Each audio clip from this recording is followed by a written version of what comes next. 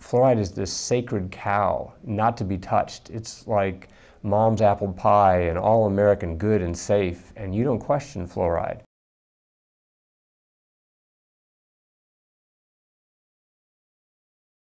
Paul Connett, Professor Emeritus of Chemistry from St. Lawrence University in Canton, New York, and now the Executive Director of the Fluoride Action Network. 14 years ago, my wife put a bundle of papers down on my table and said, "Dear, would you read these?" And I said, "What is it?" And she said, "Fluoride, fluoridation." I said, "Take that stuff away. These people are crazy." At that time, I felt that fluoridation was all cut and dried, it was safe, it worked well for teeth and so on, no problems. After I read the papers, the scientific papers, I was really rather humbled and embarrassed, because I realized that this impression that I was walking around with, that there was no issue here, there was no debate, was clearly not true. There were very serious questions. One of the issues that concerned me greatly was how low the level of fluoride is in mother's milk. It's actually as low as 0.004 parts per million, which means that a bottle-fed baby in a fluoridated community where the parents make up the formula with fluoridated tap water is going to get 250 times more fluoride than a breastfed baby. And I felt then, and I feel now, that nature wouldn't have screwed up on something as fundamental as what a baby needed for healthy growth. And as I read more, I realized that there were some serious health concerns here. And as I read still more, it was clear that there was no difference in tooth decay between fluoridated and non-fluoridated countries. And also, even though most people have been persuaded that everybody is doing it, and you could argue that most people are doing this in the United States, but most people in the world are not doing it. Most countries are not fluoridated. 98% of Europe is not fluoridated. The majority of countries are not fluoridated. In fact, there's only 8 countries in the world that have more than 50% of their water fluoridated. So the odd men out are the people that fluoridate. If you get chance to talk to an audience with an open mind, an audience that's prepared to listen, it doesn't take very long to persuade them that this is a very silly practice. It's bad. It's a bad medical practice. When you think about it, once you put it in the water, you can't control the dose. Once you put it in the water, you can't control who gets it, which means the very young, the very old, the very sick, the people with impaired kidney function, the people with poor diet. And also, there is no individual supervision. There's no doctor checking to see if there's any side effects. And if you believe in fluoridation, that you believe that there's this single drug in the world that has no side effects. It would be absolutely remarkable if fluoride had no side effects. And the only way they're able to maintain this very unlikely position is that they're not doing comprehensive health studies in the United States to see if communities that are fluoridated are experiencing greater health problems. Are they experiencing arthritis? That's important because there is an increase in arthritis in the United States, and we know that the first symptoms of fluoride's damage to the bone is just like arthritis, pains in the joints, in the bones themselves. Another thing that's associated with fluoride is lowered thyroid function. Again, we have a huge epidemic of underactive thyroid gland in the United States, with symptoms like lethargy, chronic fatigue, depression, obesity, and so on. All of these things are all around us, but nobody is checking to see if there's any relationship between people drinking fluoridated water their whole lives. By the way, that's another reason why fluoridation is so preposterous. You are giving a drug to people for them to drink every day of their lives for the rest of their lives. I mean, it is, quite frankly, it's one layer of preposterousness on top of another. And to top it all, to make it a very clear case of bad medicine, you're not giving people informed consent. You're allowing a whole community to do to everyone what an individual doctor can do to no one. An individual doctor cannot force a patient to take medicine. They are required to tell them the benefits and the downside, the side effects. And once the patient has heard these, then they are supposed to make up their own mind. We haven't given our consent to this. To me, it's the height of arrogance. We are meant to believe that just because they put on a white coat and tell you that they're the experts, that we have to take this medicine. It's absolute nonsense. And the other thing which is preposterous about this is a dentist has skills on teeth. We go to dentists for them to drill and polish and do other things with our teeth. Those dentists are not trained. They're not specialists in the brain, in the bone, in the thyroid gland, in the lung, in the kidney, into hypersensitivity, into margin of safety analysis, into risk assessment, in toxicology. They don't have any of the skills which will enable them to go to the public and say it is safe. They haven't done the reading, they don't have the skills. It's, as I say, it's the height of arrogance. The Centers for Disease Control and Prevention only has one division involved with the fluoridation issue, and this is the Oral Health Division, about 30 staff. If you look at their qualifications, they're nearly all dentally trained, and their function is to promote fluoridation. It's been the policy of the US Public Health Service to endorse fluoridation and promote fluoridation since 1950. And all they're doing is to promote it. And they do it very aggressively. They send their personnel to state legislatures and support mandatory fluoridation. So they're very aggressive and enthusiastic about this practice, and they promote it. And therefore they have a huge conflict of interest when it comes to a question of whether this practice that they have promoted for 60 years, whether they have a conflict of interest when they tell you that the process is effective and safe. This is what is very peculiar, because as the evidence of effectiveness gets weaker and weaker, as they admit now that the mechanism, they got the mechanism wrong for over 50 years. For over 50 years they thought that the baby had to swallow the fluoride, and the fluoride would be incorporated in the growing enamel. So when the teeth erupted through the gums, they would be harder and more protected against acid attack. They now say no, that doesn't work that way. It works topically, it works from the outside of the tooth. So they've changed the mechanism. Well, as this evidence for lack of benefit and the evidence of harm gets stronger, they seem to want to fluoridate more. They seem to, right now, they want to introduce mandatory fluoridation in Oregon, in Pennsylvania. They've talked about Massachusetts. They've just got it through Louisiana. They've just got it through Nebraska, mandatory fluoridation. In Australia, they've just got mandatory fluoridation through in Queensland. In Victoria, they're forcing it on communities without even giving them a chance to vote on it. And it's puzzling why they continue to promote this so aggressively. And a lot of people have asked, where's the money in this? Follow the money. Well, it's difficult, which there are many industrial interests that use fluoride. They may be worried about liability. We have sugar interests. They've always wanted to reduce tooth decay without reducing sugar consumption. So for them, fluoride was the magic bullet. We have the pharmaceutical industry and others using fluoride in dental products. They may be worried about liabilities. The American Dental Association may be worried also about liabilities because they've endorsed these fluoridated products, and if it's shown that fluoridated water causes problems, then all these other products are also liable. But I think the real issue here is loss of credibility.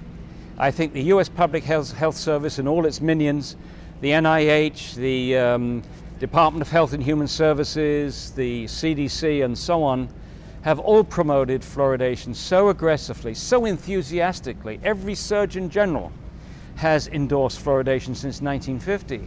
And I think now they feel that if they admit that they were wrong, that this is going to harm their other public health projects. My advice to them is the way to minimize liabilities is to stop fluoridation in the name of the precautionary principle. That way you don't admit to anything. You're not saying we think that fluoride damages bones and that's why we're stopping, because if you did it that way, then the lawyers would be jumping up and down across the country and having lawsuits for everybody who's had a hip fracture, everybody's got arthritis, everybody's got lowered thyroid function. So I think that's the way.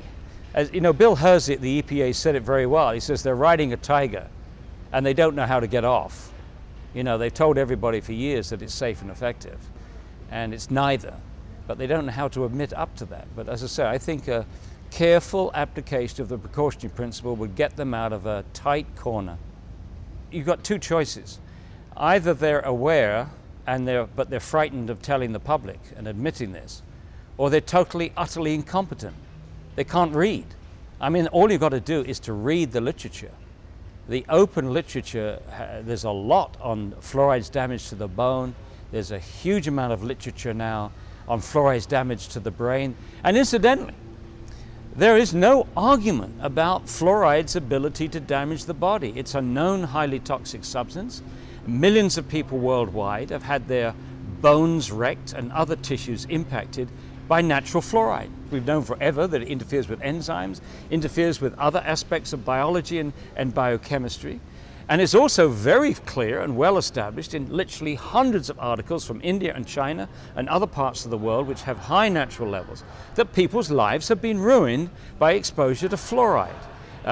Skeletal fluorosis, damage to the brain, damage to the kidney and other things, well established.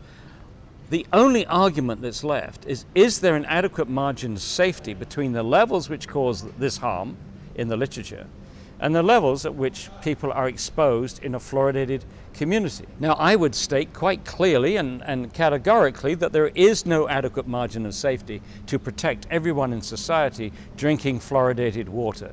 So it's a practice that should be ended as soon as possible. And it's not as if we don't know that it's harming people. There are 32% of American children, and this is a study conducted by the Center for Disease Control in 2005, admits that 32% of American children have dental fluorosis, which indicates that they've been overexposed to fluoride, not just in fluoridated water, but from all sources of fluoride, dental products, air pollution, some foodstuffs, and of course fluoride in water, and also fluoride in the foods and beverages which have been prepared with fluoridated water. You add all that up, and our kids are being overexposed to fluoride. And their gamble, always they say that dental fluorosis is a cosmetic effect. Nonsense. It's the first indication that the body is being poisoned by fluoride. And the open question is what other tissues have been damaged. You know, as far as thyroid function is concerned, doctors in Europe between the 1930s and the 1950s used to give patients sodium fluoride tablets to lower the activity of the thyroid gland. What's it going to do to somebody who's has normal thyroid function, or someone who's already got low thyroid function or borderline thyroid function?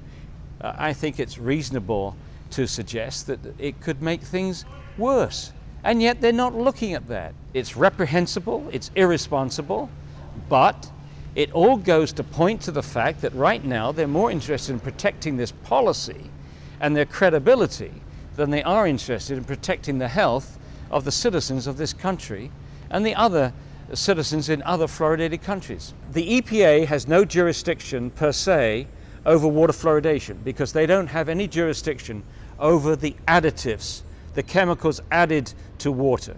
That comes under the National Sanitation Foundation, a private entity, would you believe. What the EPA does is to regulate pollutants or contaminants of the water. They set a safe standard for any contaminant, any material that's likely to end up in the water when water percolates through rocks. So there's a standard for arsenic, there's a standard for lead, and there is also a standard for fluoride. And since 1986, that standard has been 4 parts per million. And the National Research Council, who did their review at the request of the EPA and funded by the EPA, after 2.5 years came back and said the 4 parts per million standard is not protective of health, and you should do a new health risk assessment to determine a safe MCLG. MCLG stands for maximum contaminant level goal. That is the safe standard based upon the best science with an appropriate safety margin put in to protect everyone, because the Safe Drinking Water Act should protect everyone, the standard. Well, after 4 years plus, the EPA has not done that, and yet the calculations are relatively simple. The National Research Council did all the work that they were requested to do. Nearly all the endpoints that they need are there. The levels which cause those endpoints are there. All they have to do is to take those endpoints and apply standard procedures, and if they would do that, then the MCLG that they would come up with would be far less than 1 part per million, And of course, if they did that, it's the end of water fluoridation. So the EPA, if they did their job, would be able to end water fluoridation tomorrow. But you can imagine in Washington, if that happened, it would be like a volcano from the US Public Health Service. So right now we believe that the US Public Health Service is trying to keep the lid on the EPA to not, or delay and delay and delay that final determination of the MCLG. Well, you know, in the last couple of years we have a new president, and one of the things that President Obama has said is, I want to see scientific integrity and transparency in our regulatory agencies. I want them to do their jobs honestly, because of all the scandals about industry influence and pressure, the pharmaceutical industry on NIH, on CDC, and so on. And so what we need is for President Obama to match this beautiful sounding rhetoric with reality, and the quickest place to do that is with the EPA. So we need President Obama to say to the EPA, do your job. Do your job scientifically, do your job honestly. Let's have a safe MCLG. And one extra thing, I will protect any scientist at the EPA that does this honest job. You will not be fired under my watch. You won't lose your pension, you won't lose your promotion, you won't be fired, you won't be harassed or penalized in any way. And it's sad to have to even suggest that that might be necessary, but we've had situations in the past where scientists at the EPA have been fired because they were outspoken on aspects of fluoride's toxicity.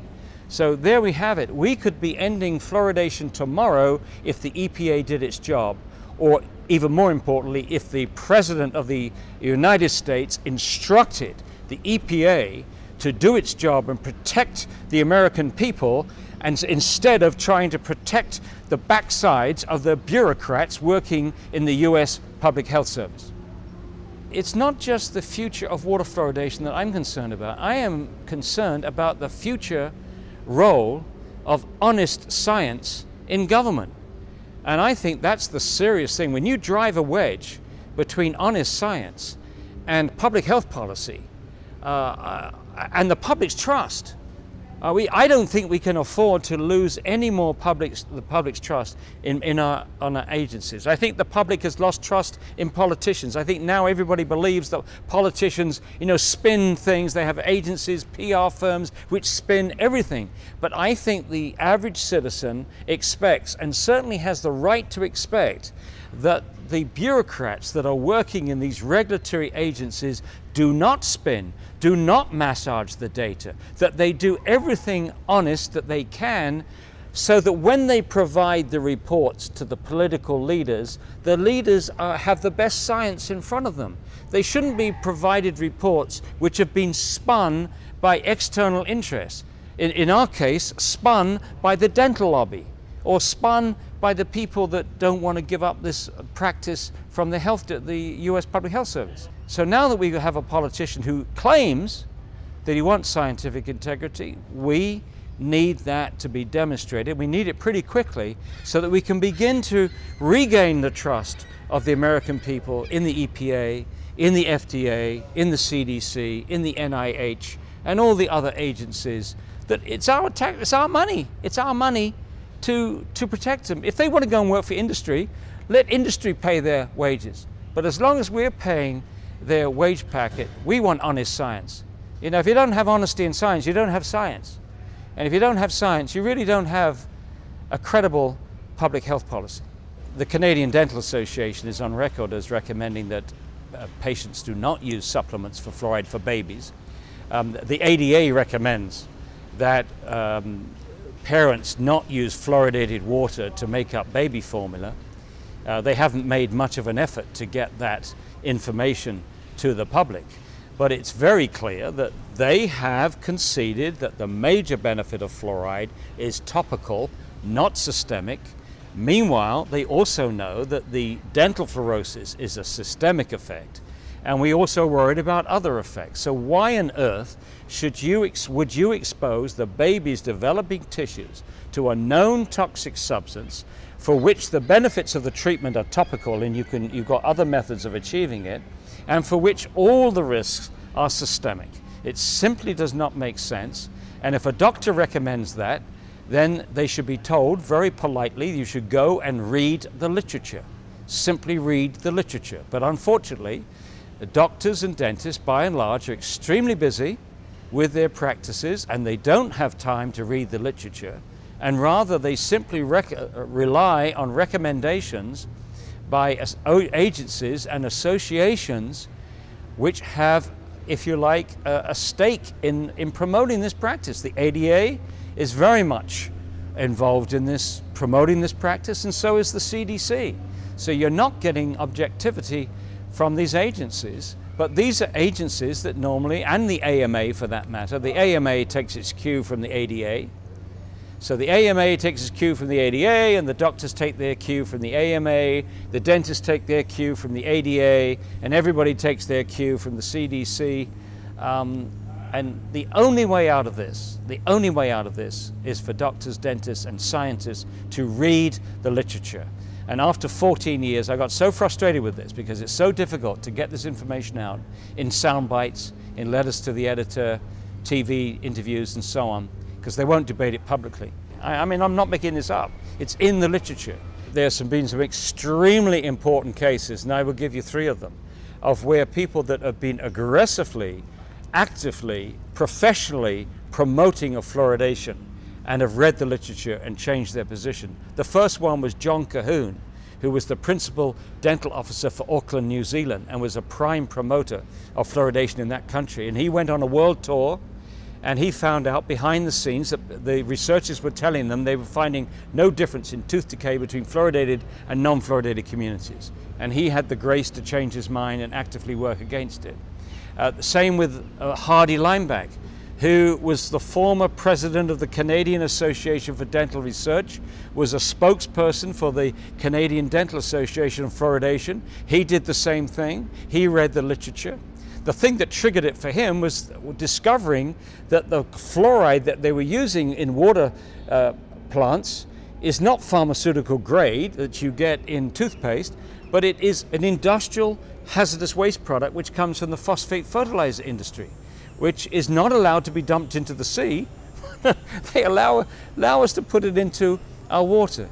So he's been very important. In fact, Hardy Lineback was on the National Research Council report I've referred to earlier.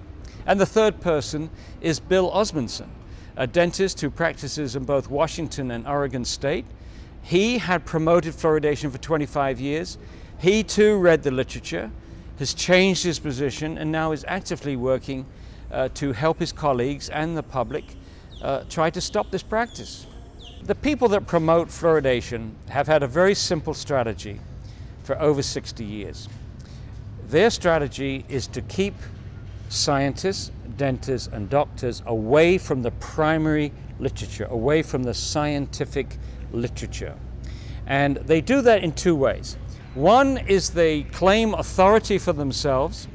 They put on those white coats, and they use endorsements. This agency endorses fluoridation. They give you about 100 agencies that endorse fluoridation. And so we're meant to believe that the overwhelming number of scientists and dentists and doctors, they all endorse fluoridation. So authority, they say, is on their side. But they don't back this up with solid science. And then they also buttress this with reviews. They get their dummy panels, self-selected panels, selected to produce rubber stamp reviews to demonstrate that fluoridations are safe and effective. But the one that got away was the National Research Council. This was the first one where we had a truly balanced panel, and they came back with serious questions which could eventually overthrow fluoridations. But the one half of it is that we are the authority, we have the endorsements.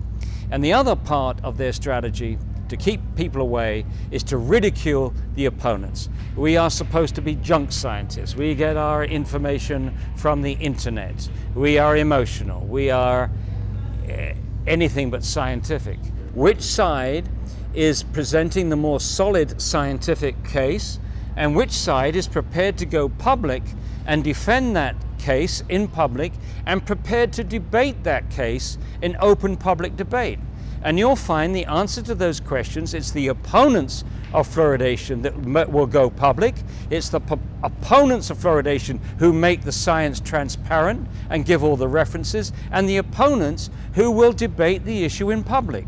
And it's the proponents who will not make the scientific studies available, will not support the studies that haven't been done, make sure that they do get done, who won't go on a public platform and debate this issue with us. In February of 2003, the US EPA invited me to debate the issue in Washington at their annual science fair, which goes on for a week. They always have one controversial issue which is debated. And right away I said, yes, I'll debate anybody. They spent the next 5 weeks trying to find one person from either the ADA or any of the agencies that endorse fluoridation in the United States. They couldn't find one single person with 5 weeks notice to come to Washington and debate this issue in front of the EPA and the public. Not one, not one. It gives you some idea. The irony, isn't it? I mean, one of the things that they have to do is to come to the public with enormous confidence. I mean, when you're promoting public health, you cannot show any deviation from total confidence. You can't come out it half-hearted. But there's such a gross juxtaposition of this enormous confidence when in a solo platform they promote fluoridation with enormous enthusiasm, and the lack of confidence when it comes to defending their position against someone like myself, and I'm not the only one, on a public platform. I don't think the ethics is complicated. I think the notion of using the public water supply to deliver medication is so preposterous, and denying informed consent to everyone that's not difficult. I think everybody can realize quickly. Ask any pharmacist.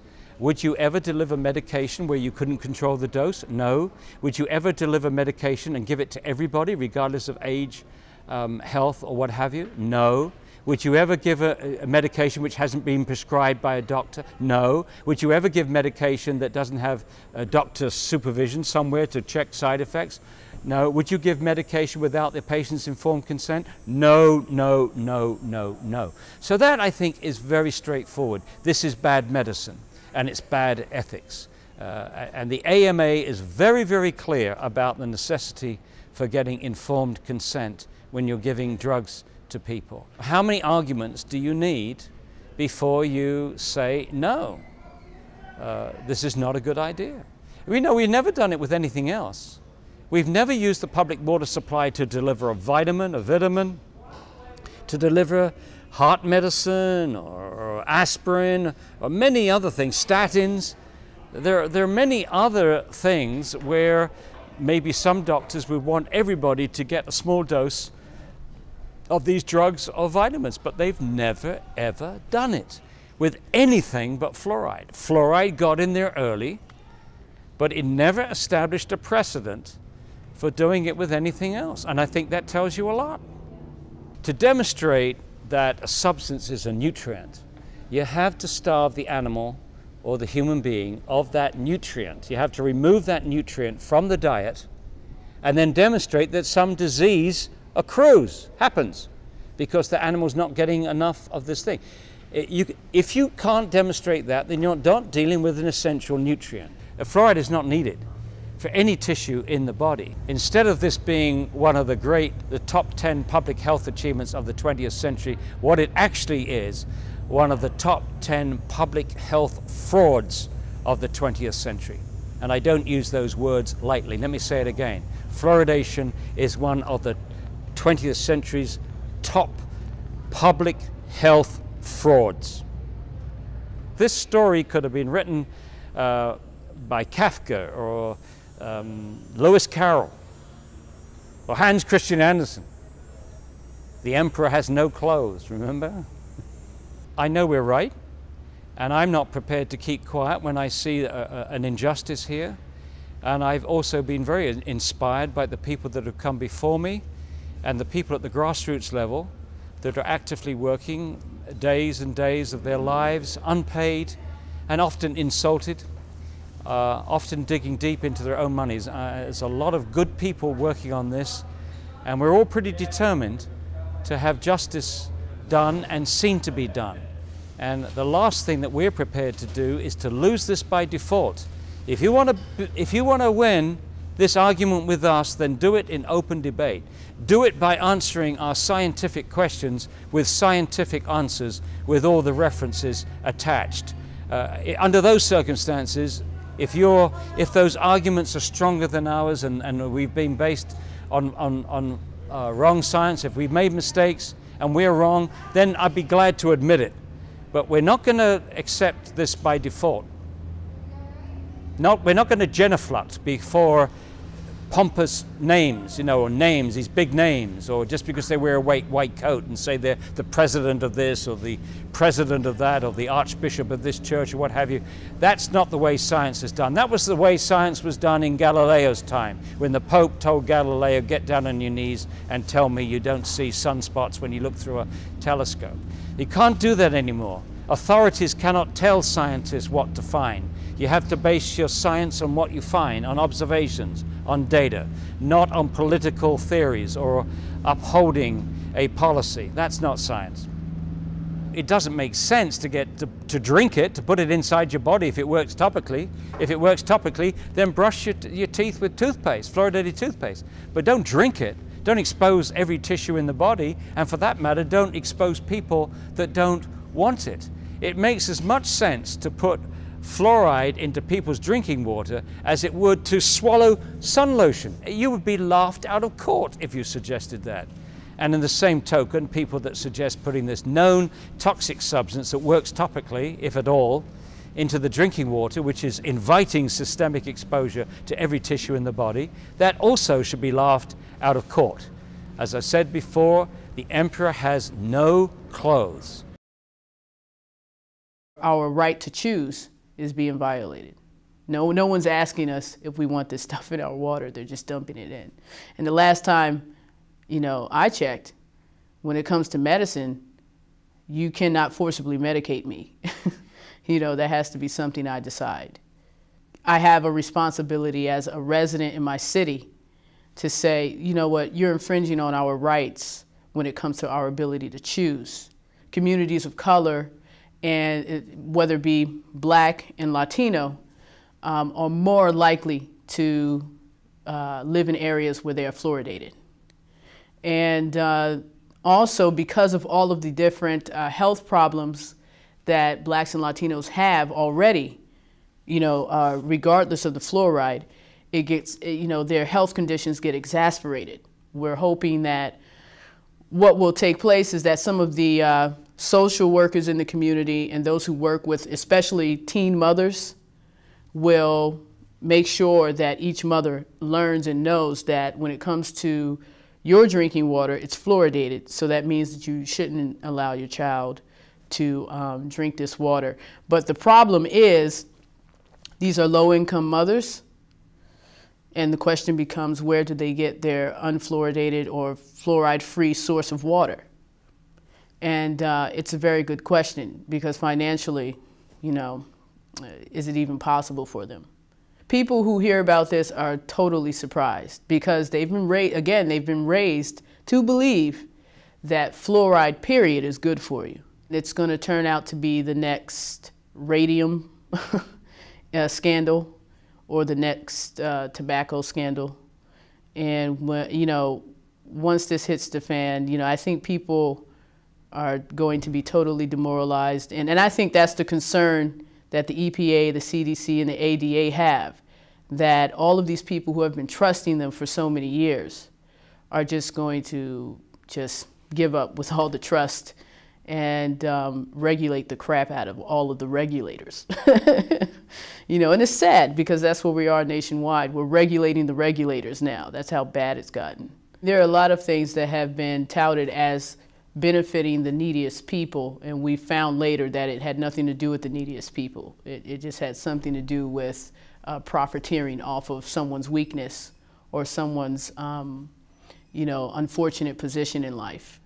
And that's what I think this whole thing with fluoridation is about. It's about manipulating people's heartstrings. If they are really concerned about poor children not getting the dental care that they need and they need access to fluoride, then just give, donate some money to the city so they can buy tons of toothpaste, and I'm sure we'll be able to pass it all around, So, this has nothing to do with the needy children in city areas. When I was in dental school, of course, I was taught how wonderful it is. Oh, it's great, it's good. It prevents cavities. Community water fluoridation is the cheapest, most cost-effective way of preventing tooth decay.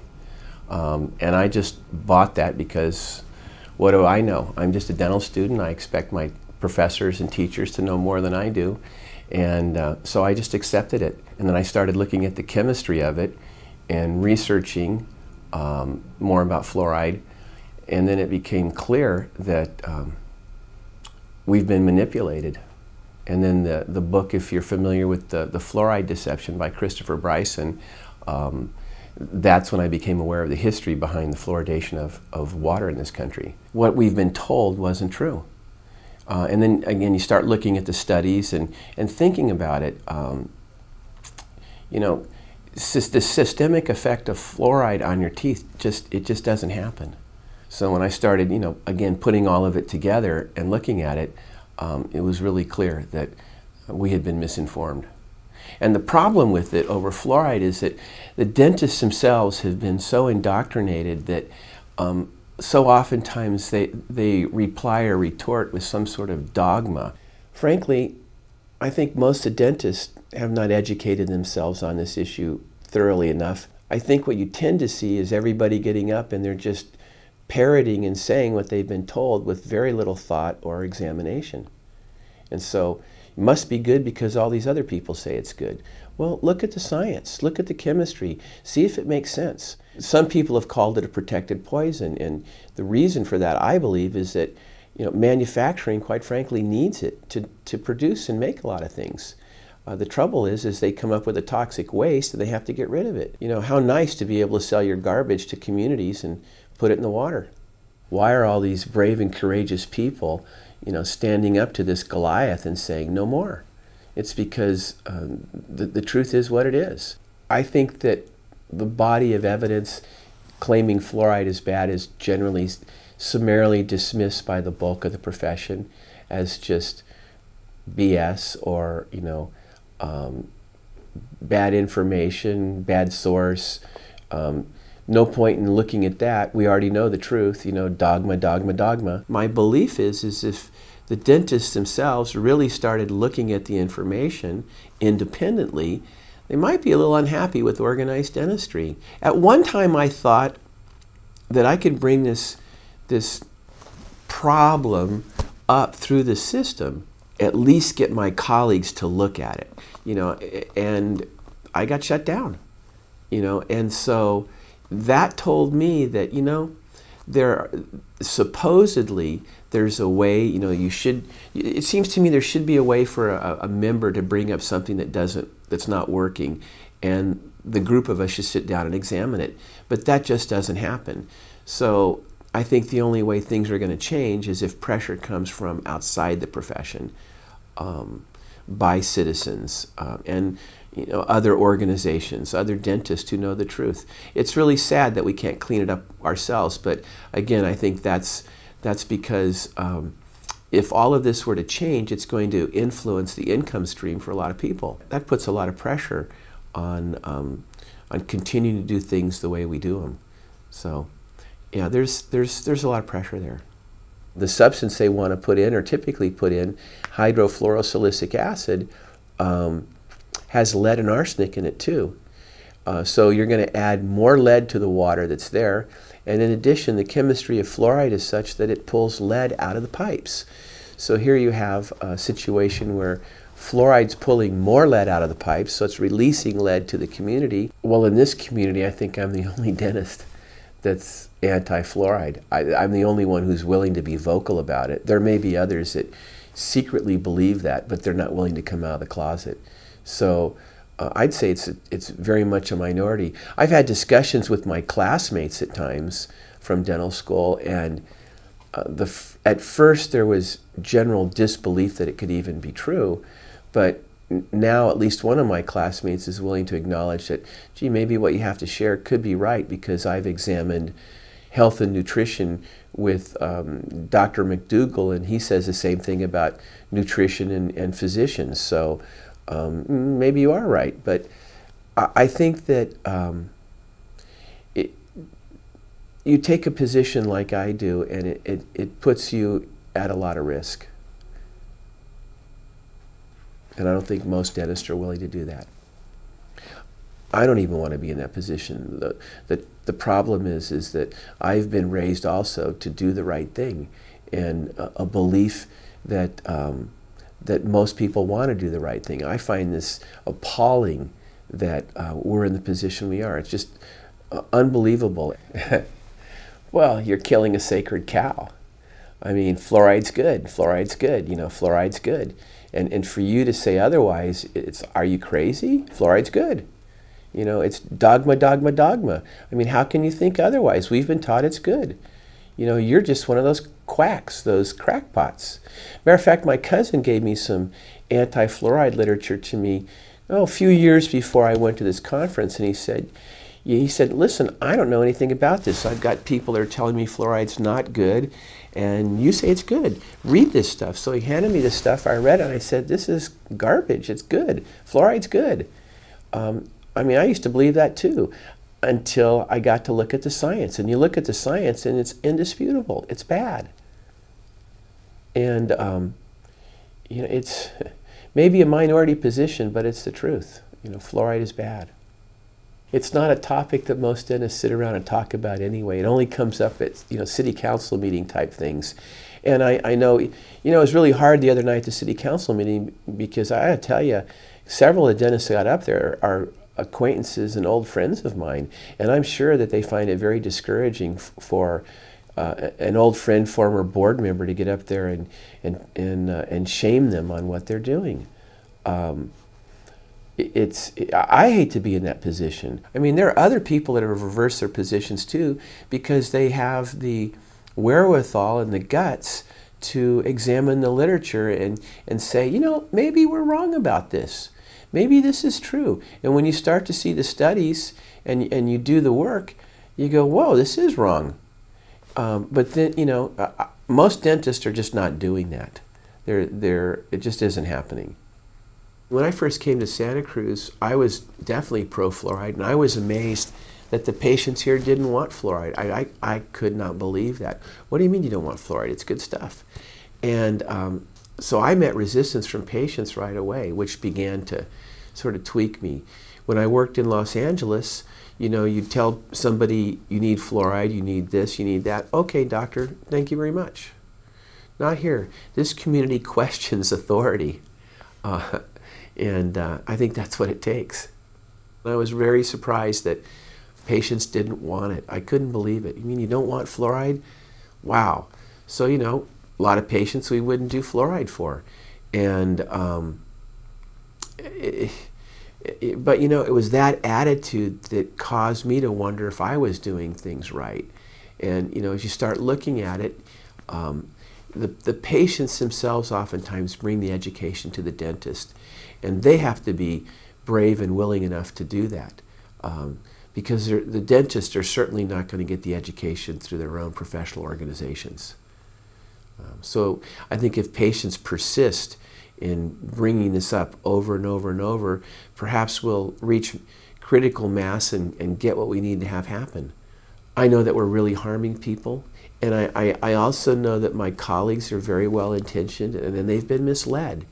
And it's like having, you know, the lone voice in the forest. And, you know, I don't question, you know, I don't question that what I'm doing is right or wrong. I know what, you know, I know that what we're doing is right, that this is a bad thing. And it's just, it's beyond me that intelligent people wouldn't sit down and really take a thoughtful look at this.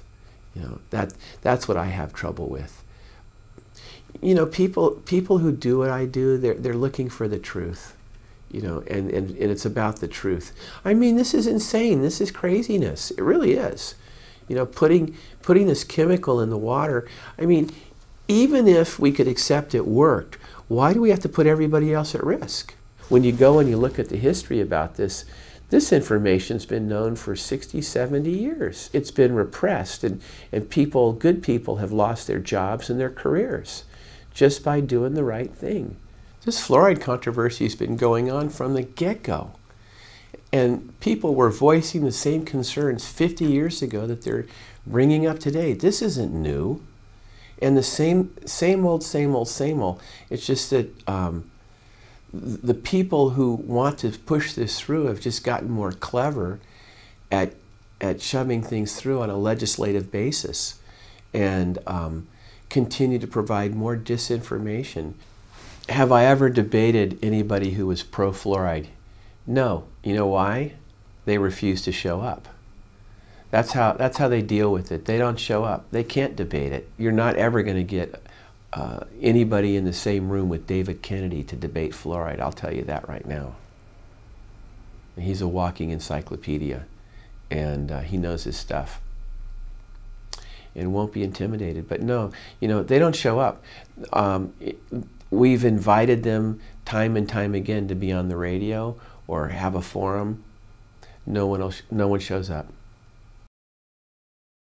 I got involved in fluoridation because as an instructor and a professor and a teaching master in the water treatment training business, I had a student come to me and say, "You didn't have the right information.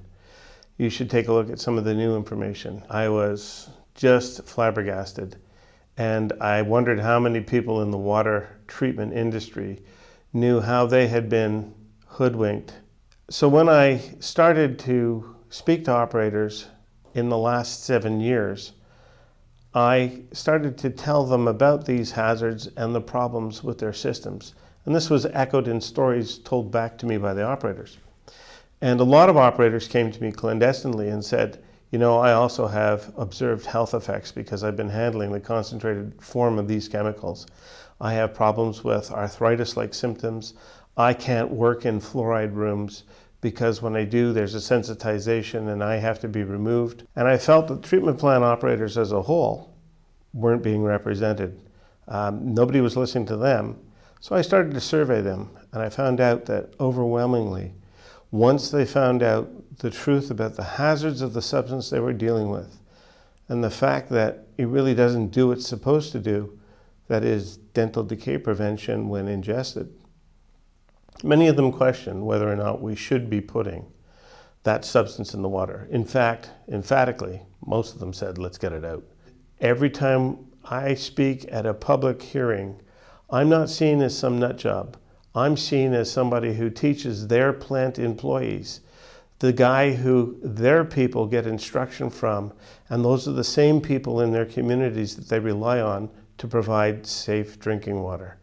So there's a bit of credibility when I speak, but more importantly, there's awe when they find out the truth of what's going in the drinking water. Hydrofluorosilicic acid, the chemical waste product from the phosphate fertilizer industry. This is a substance that simply goes from a processing plant into a tanker truck and is delivered to a water treatment plant in my community.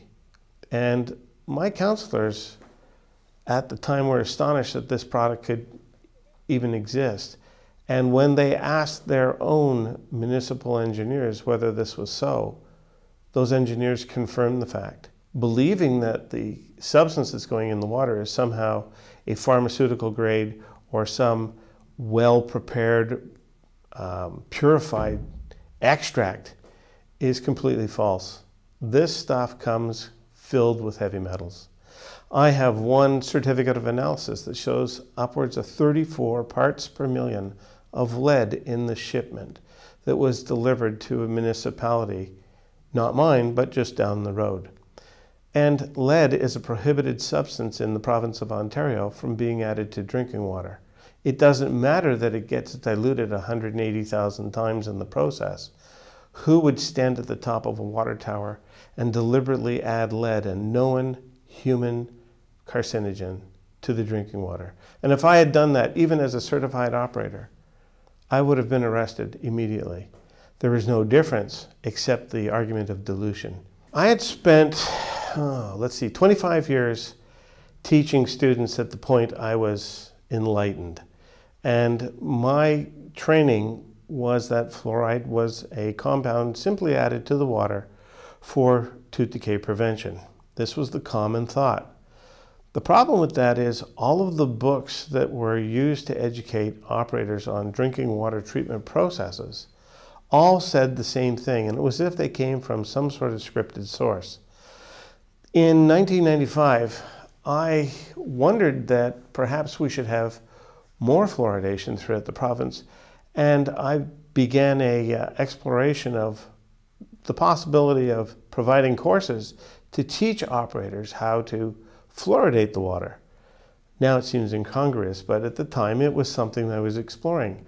And I was one of the few CDC trained water engineers who have been able to provide CDC related training to operators about how to fluoridate drinking water supplies.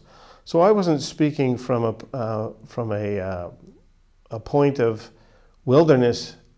I was speaking from a point of authority with the CDC information fully indoctrinated into my being, going out talking to my students, which were the treatment plant operators. People tended to trust the expert.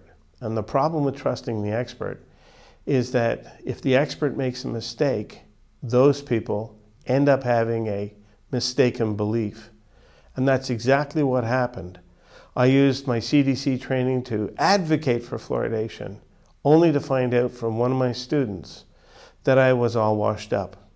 And more importantly, that student was graceful enough to tell me that I was full of crap. And better than that, I realized that perhaps I didn't have everything that I should have had in my armory of information to teach, that I had to go back and learn more. And when I did, I found out I was wrong.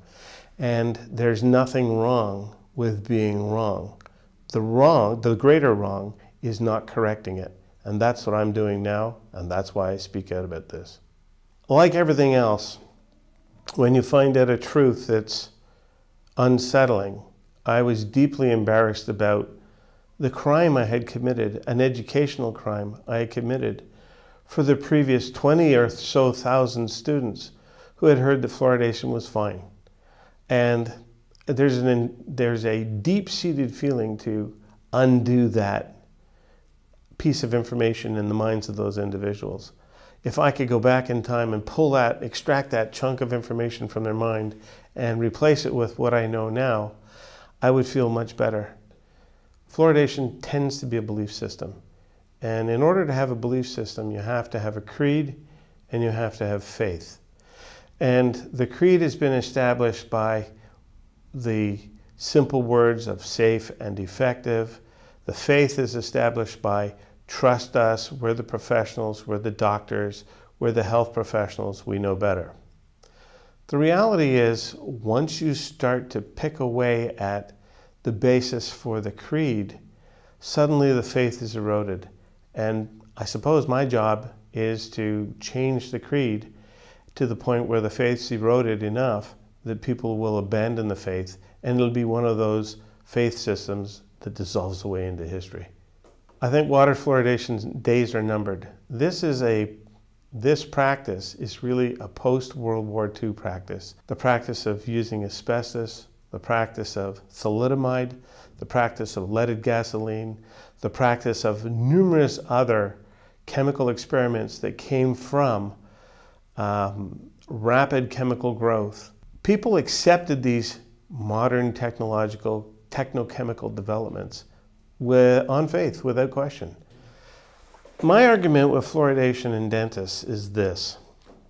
First of all, no dental authority that I've ever met is qualified to speak about water quality. And when we're talking about putting hydrofluorosilicic acid as an ingested fluoride product into our bodies through the stomach with a faint hope that it's going to do something through the saliva on the surface of the teeth without affecting any other parts of the body. This is just wishful thinking. So I have said publicly that if you show me a dentist who's qualified beyond what lies in the human body between the chin and the nose, I'll be glad to listen to them about water quality. But until that point in time, I'm not going to take my direction from dental authorities or dental trade associations or the dental unions about water fluoridation. When they step into the realm of water quality, they're in my world, and they're not qualified to talk about it. 99.5% of all of the fluoride that gets put in with the purported use of treating teeth passes right through into the wastewater stream and back out into the receiving environment. The main component of hydrofluorosilicic acid is water, 75%. The other component, the 25%, is the actual hydrofluorosilicic acid active ingredient.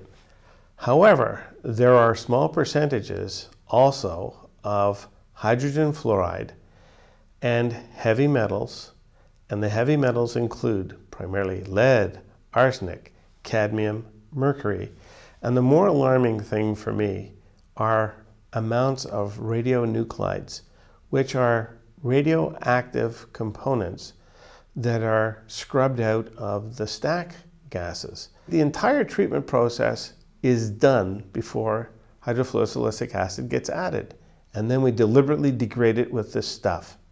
And when we degrade the water quality, we are not delivering the best water quality that we are capable of. We're delivering it at some standard that's less.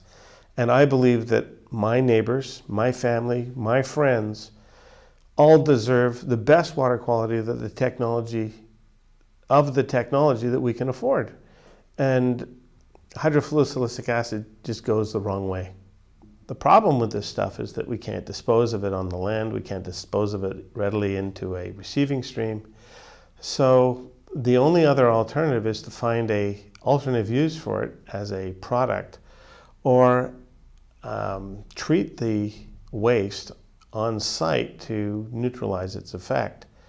Well, the treatment of the waste is expensive. It's far more profitable to take it out and truck it around the country and discharge it through the water treatment plants into the water systems, through people's guts, and ultimately back to the water systems, because all of the wastewater that is in the community gets washed down the pipes through the sewage plants and then out into the receiving streams and lakes.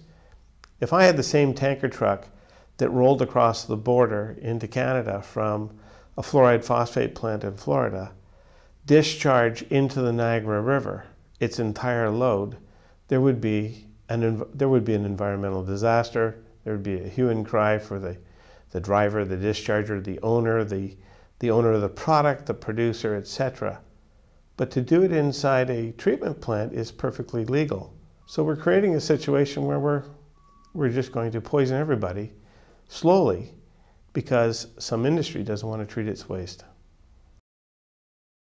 I'm John Martinelli, president of S. Martinelli & Company. When I basically went public with my opposition to Watsonville's plans to fluoridate the municipal water supply, we received quite a bit of feedback from our consumers. I would say about 90% of the people that we heard from were supportive of our position in opposition to fluoride.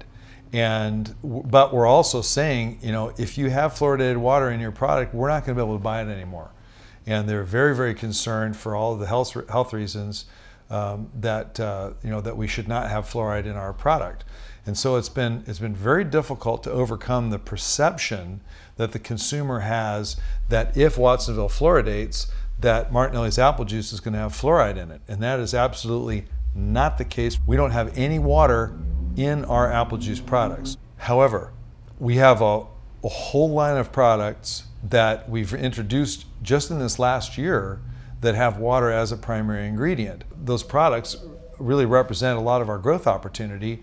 And one of the things that I didn't have a chance last night to make the point with the city council because they cut me off and didn't give me enough time to talk. But one of the points that I wanted to make was a lot of our growth opportunity is with these sparkling lemonades. And we're trying very hard to grow our business in this community and employ local people. We want to grow our business and we want to grow it in Watsonville, but I can't do it by putting fluoridated water in our new product lines. We're absolutely not going to use fluoridated water in any of our products or our process. And so we're going to dig a well, and there's an aquifer that's 600 feet down called the Aromas Red Sands Aquifer, and it is pure as the driven snow. And it's been tested, but it happens to be the same aquifer that the city of Watsonville is tapped into for our municipal water supply. We're going to have our own well, and we are going to put that water in our lemonade products and use it in our process, and it will have 0 fluoride in it. So it's going to be expensive and time consuming and something that I wouldn't otherwise have to do if they weren't going ahead with this fluoridation effort. Just as a concerned member of the community, I mean, I've had people come up to me after those meetings saying, John, even if you get your own well and you solve your own problem, please don't abandon us because, we need your support and we need help making sure that this doesn't happen just for the people. And I really believe that unfortunately I've been thrust into a role where I've become a spokesman for this. It's not something that I relish. It's not something that I want to do. It's not attention that I want to bring to our company because some people really react negatively. But unfortunately, because I do have the opportunity to stand up and speak about it, I find that I'm kind of obligated and compelled to do it because I believe that fluoridating the municipal water supply is just the wrong thing to do.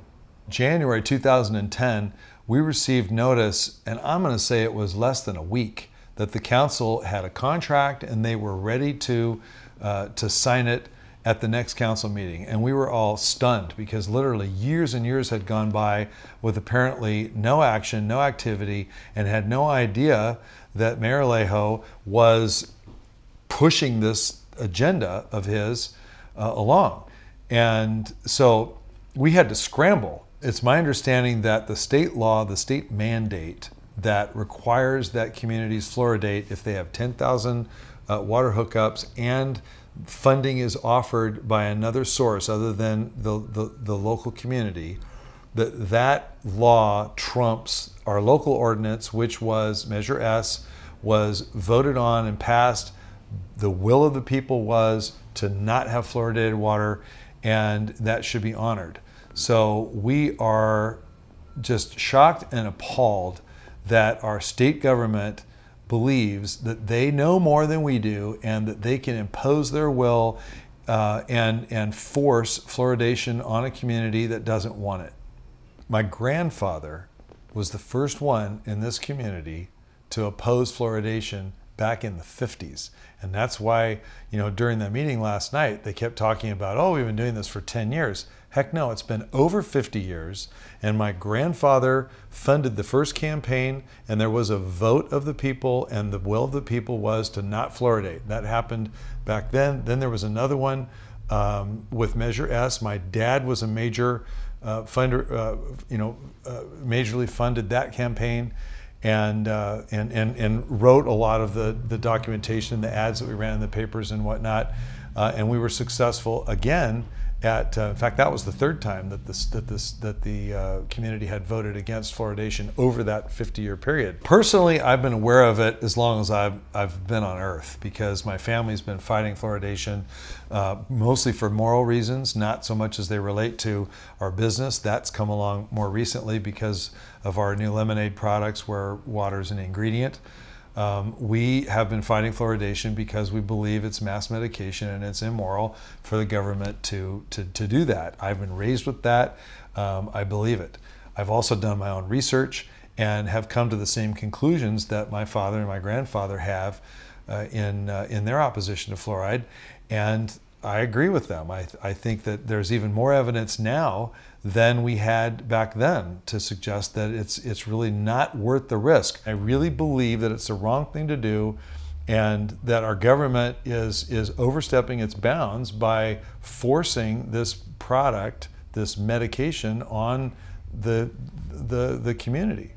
So many of these public health professionals are obligated to carry that torch. And it's part of their sort of mandate that we're going to support fluoridation, the public policy of fluoridation, and no matter what. And so even though individually, I don't believe they all really think that fluoridation works or that it necessarily doesn't have harmful effects, but they carry that torch because they have to. And it's really unfortunate that they use their position as health professionals, even though they don't have personal knowledge necessarily about the ills of fluoridation. When it comes to water fluoridation, I was completely blindsided. When 2 citizens and 1 counselor came to me in my hometown and asked me to help remove fluoridation from our municipal drinking water, I had no opinion, I had no bias, but I did remember thinking to myself, how tough could this be?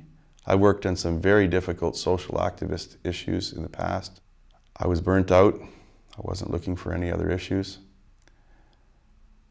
And I made the mistake of believing water fluoridation would be an easy issue to deal with if we simply talked about the science. What I've come to learn is that of all of the issues I've ever volunteered to work on and committed my time to, water fluoridation is the most difficult, bizarre, Orwellian issue I have ever had to deal with. The pushback to suppress the truth is like nothing I have ever experienced before. One would think when investigating water fluoridation, we would only need to look at science. After all, we're not trying to affix blame. We're not trying to gain something from pointing up a mistake in the past. We're simply trying to make a good decision going forward. If we're talking about a scientific issue and health, and maybe even health benefit, why on earth would we not want to address science square on? Unless, of course, people are afraid the science is going to be too damning and too crushing to policy already in place. Why are we putting the cheapest industrial toxic waste into our drinking water if we really care about the health and well-being of our children and our children's oral health? Is it reasonable to have lead contaminants in hydrofluorosilicic acid? Why would we want to trade off our children's brains for healthy teeth? I mean, let's look at the real issues here. Let's look at the trade-offs that are before us and decide what makes sense. And to me, I think when people see the trade-offs and fully realize what's being used to fluoridate their water, it'll become obvious. We have dental lobby groups that have been bombarding us to say, trust us, we know what we're doing. Well, in our community, they've had 66 years to prove to us they know what they're doing, and they haven't offered up much science, and they haven't provided it when asked. The dentists clearly are not qualified to comment on systemic ingestion of anything. I think we're going to have to go to the experts on systemic ingestion, on toxicology, on the combinatory effects of various chemicals in water, and those experts will have the relevant facts and the relevant truth about those concerns which we're being asked to trade off against possible reduction of dental caries, which has yet to be demonstrated causally or conclusively at this period in time, 6 decades into water fluoridation.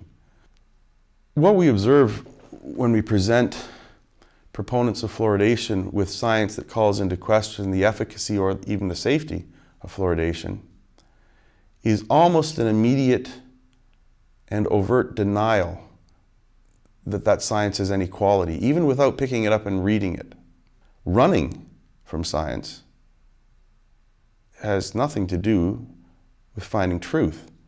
One has to wonder, why run from something if your science is so solid? Why turn a blind eye when sometimes your science doesn't bear out what you thought it should? It's always interesting to observe when promoters of fluoridation say, we introduced fluoride into the drinking water and dental caries rates went down, and it's because of the fluoride. And then you say, well, what about where fluoride was introduced into the drinking water and dental caries rates didn't go down? In fact, maybe they even went up. Well, there's something wrong with that study because fluoride was in the water. That's not a sound or fair way of assessing science when you throw out data that doesn't bear out the results you're hoping for. It's helpful when considering water fluoridation to also consider the precautionary principle. That principle being, if in doubt, don't do it. If in doubt, leave it out.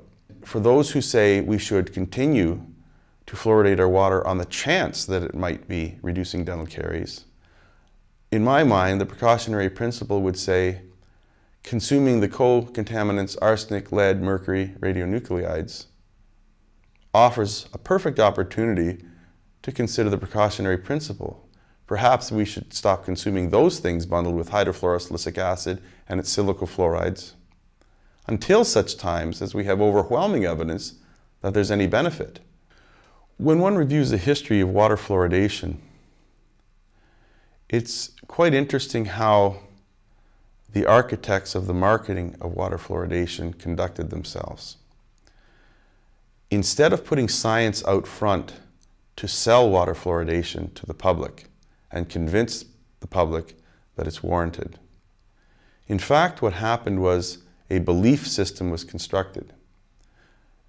Edward L. Bernays, who was hired to market water fluoridation by the polluting industries, was very clear in his statement when he said, we know we cannot talk about the science behind water fluoridation. So what we must do is we must find white coats to promote water fluoridation.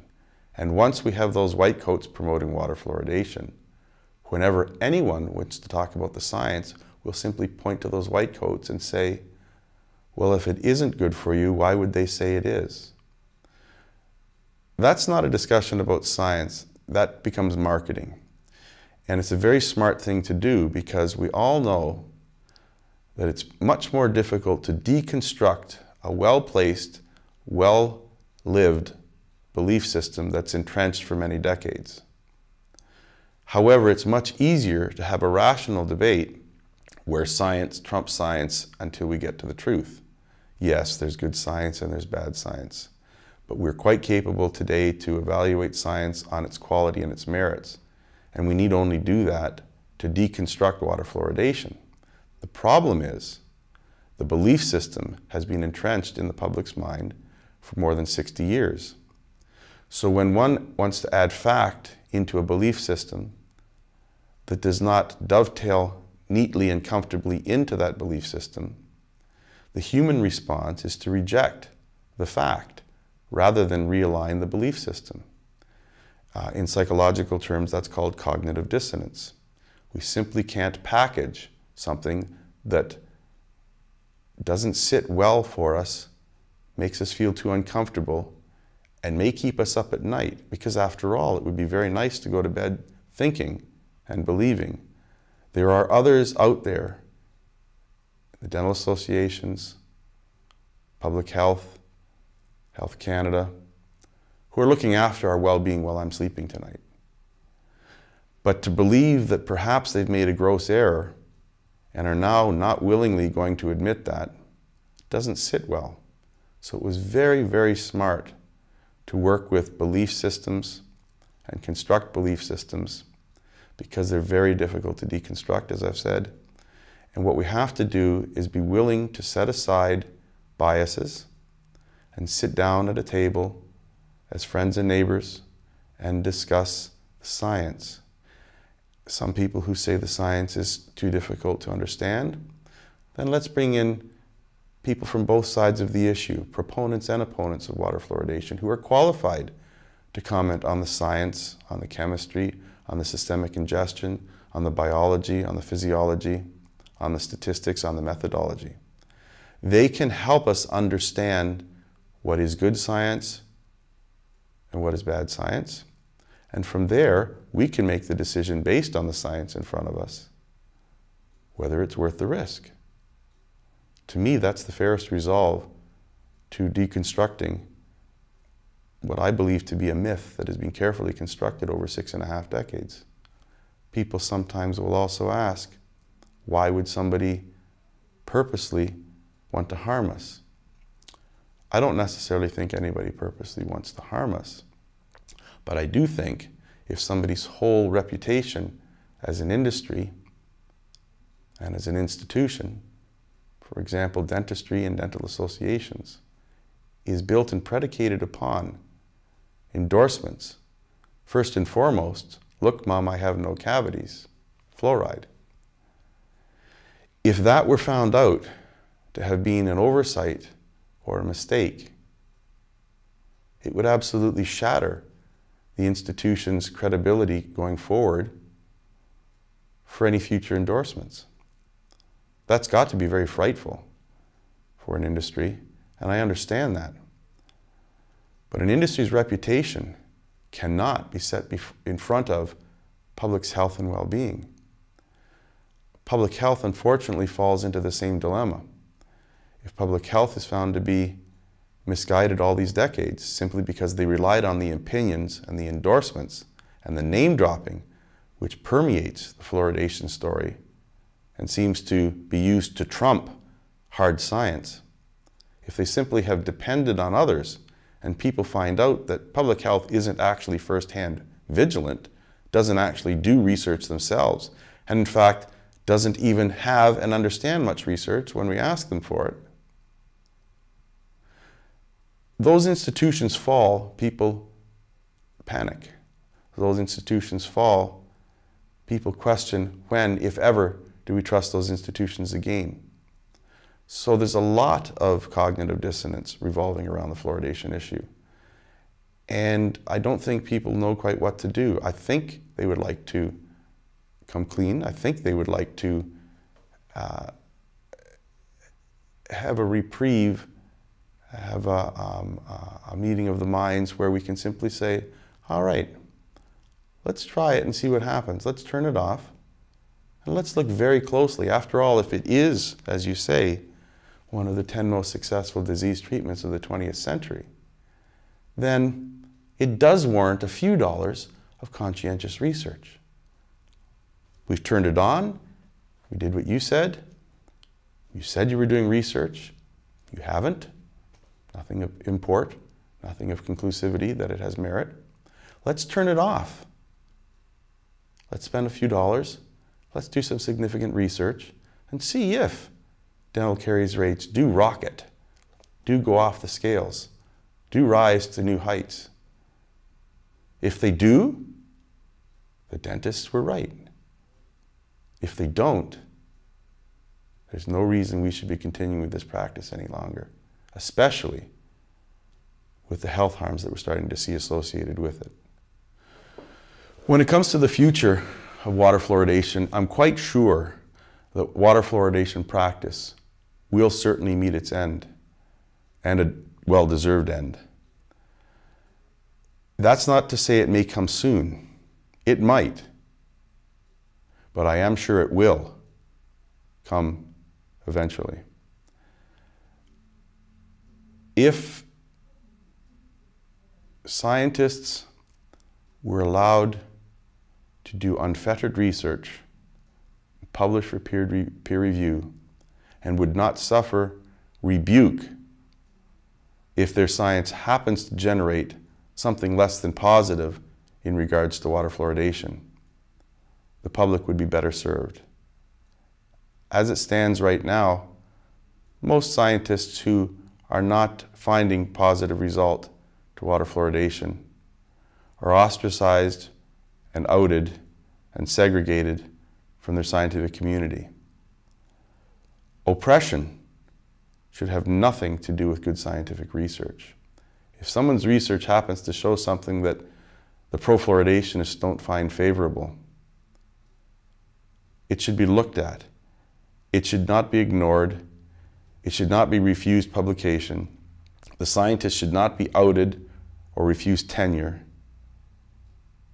It should be looked at as pure science. People who are wanting to discuss water fluoridation are often met with elected officials running in the other direction, and they're often perplexed by that. But if you think about it for a moment, by and large, because water fluoridation is born on a belief system rather than science, you have on average about half the population that swings one way and the other half swings another way when it comes to whether we should or shouldn't fluoridate. Elected officials are very aware of that. If they are to take a stand on water fluoridation, it means they are to effectively divide their potential electorate in half. Elected officials aren't scientists. Many of us have been looking at this for years. We have a 20-minute meeting with them, and we expect them to get their head around it in 20 minutes. They can't. It's overwhelming. From what I see at this juncture in my 4.5 years of fighting fluoridation, the science is increasingly more solid about the health harms. However, it's being totally denied by the promoters of water fluoridation. Unfortunately for myself and my family, I'm a full-time activist on the water fluoridation issue. I don't know how long I'll be able to sustain that, but I'll do it for as long as I can, or until the issue resolves itself. I would love for this battle to end. I would love to be able to pack up and go home, to go back to my family, to go back to my business, to go back to earning an income. I really hope that day comes soon. But if it does not, I have to persist because it is the right thing to do. I believe this is wrong. I believe it's harming people. I believe people aren't being told the truth. I believe the science is being suppressed. If I were to do nothing to try to change that, I'm no better than the people who are perpetrating that. I've known about fluoride for years and years, but since it was never in my water, I didn't do much about it or think about it much. But they've put it in my water now. Now I'm activated to do something to get it out, this fluoride. It's poison. The newspaper will not publish one word about it where I am. So I've concluded the only thing I can do is one-on-one. So for instance, I always carry a couple of copies of the newly released DVD called Professional Perspectives on Fluoride. I carry a couple of those around in my purse. So I'll be in a restaurant and I'll be, you know, the server's coming and she'll say, "Do you want water?" And I'll say, "Well, is it fluoridated?" And usually they have no idea, you know, what, huh, you know. So then I tell them, "Don't you know anything about fluoride in the water? That it's really bad for you?" "Well, I thought it was good for the teeth." They'll go like that, see? So eventually I get around to asking them if they would mind if I made them a present of this DVD I happen to have here. And they'll take it, you know, and in good humor. So that's one way I do it. Another, I'll meet friends. And one friend I met, "You're not always welcome this way." She says, "Oh, you're on a crusade." And so what could I do? She walked away. So I wrote to her and I said, "Yes, I'm on a crusade. That's how important this is." The other way is I just decided I would go to the top. I've written to the president, I've written to the governors, different governors, I've written to my own governor, I've written to vice presidents and the executive editors. I try to go to the top thinking that it's no use going to anybody lower down. They're only obeying orders. Now it looks to me like even those at the top are only obeying orders because they never reply, or when they do, they always say the same thing. "Well, it's been proven over time that it's very good for children's teeth. It's safe and effective, safe and effective." Same form. So you never get a decent reply from any executive ever.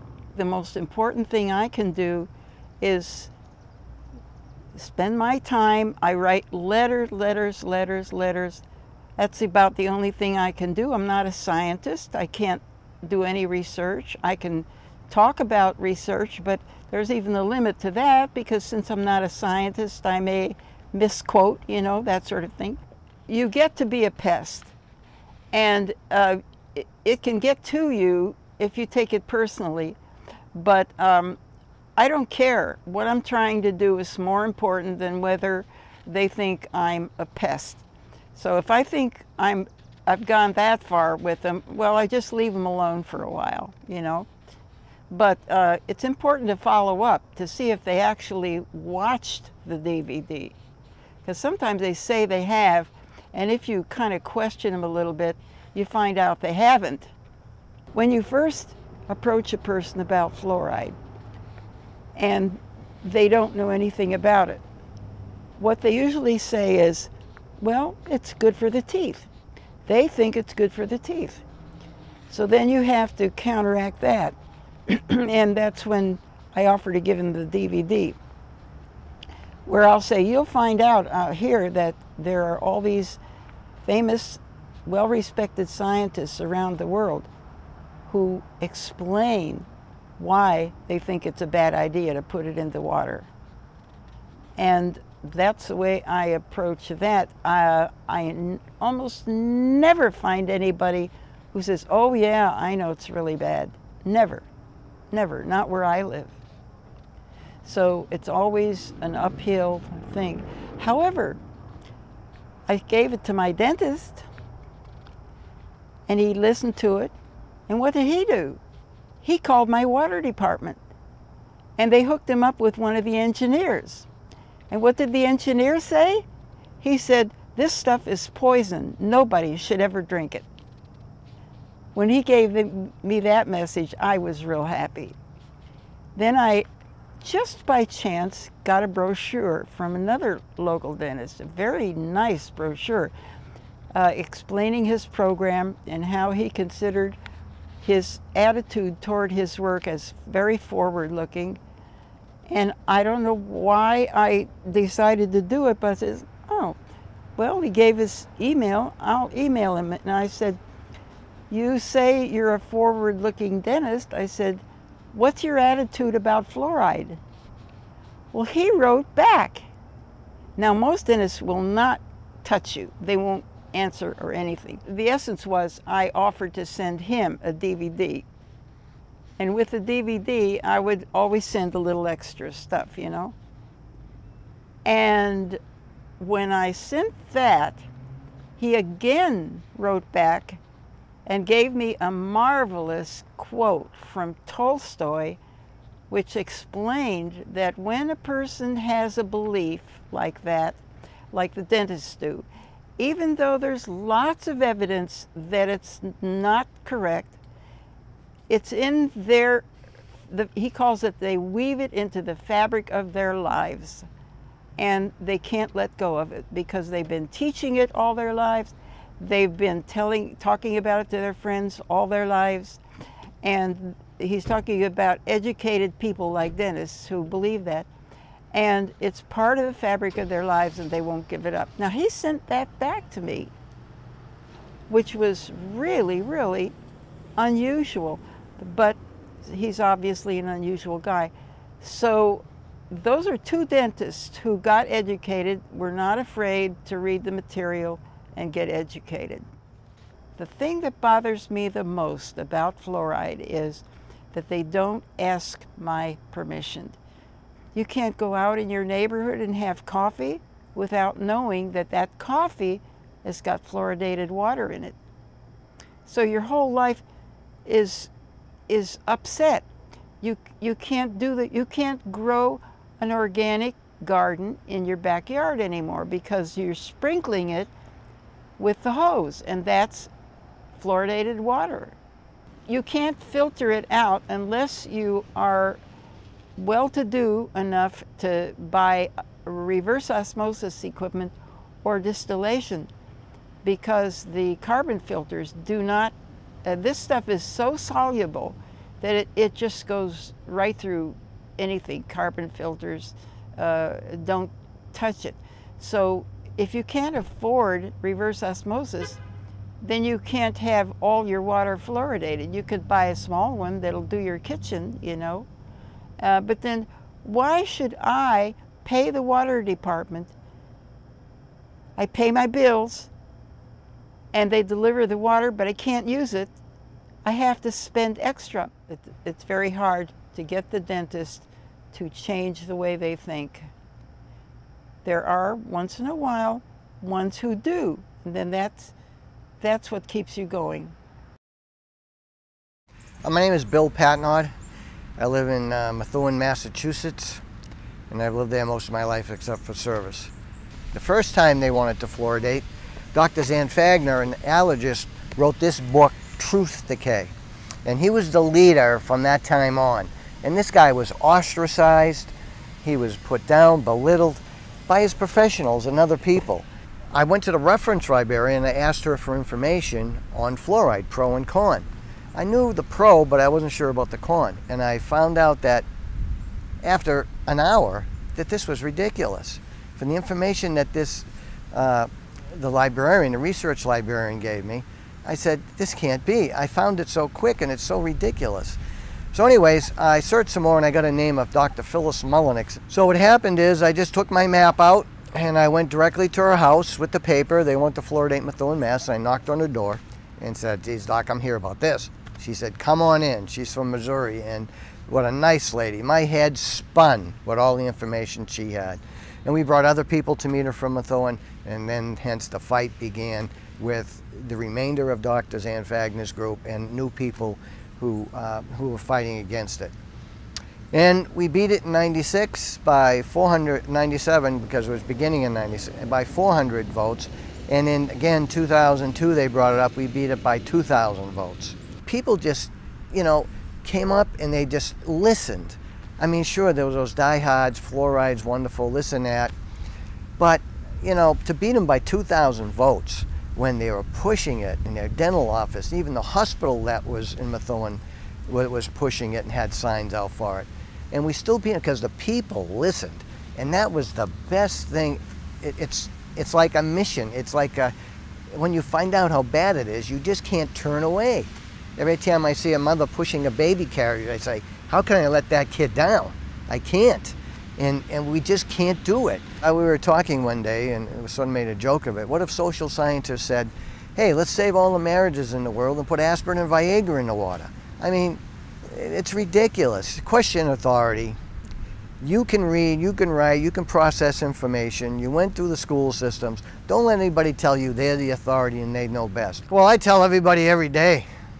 I hate to say it, but I nearly got in a fight, a few fights in a bar talking about fluoride. I guess I talked to one guy had one too many. But let me tell you, I mean, it's sort of risky. It's sort of risky, you know? You got to go up there and say you got to be strong, and you got to listen to the person on the other side you're trying to convince too. I put up a sign. It's a professional sign, 2 of them. I held one coming, going during commuting. We held one had one posted in the center of the town. Fluoride's toxic. $2,000 to a charity if you prove otherwise. My name, my number, a website. And guess what? Not one dentist, one lawyer, one doctor, one pediatrician. Nobody called except my state senator, and said, Bill, I tried to collect it, I couldn't. I said, Steve, of course not. I think I'm giving away $2,000. I just want to get people's attention. Could have been $1 million. It wouldn't have made a difference. It's toxic. Oh boy, what keeps me going? It's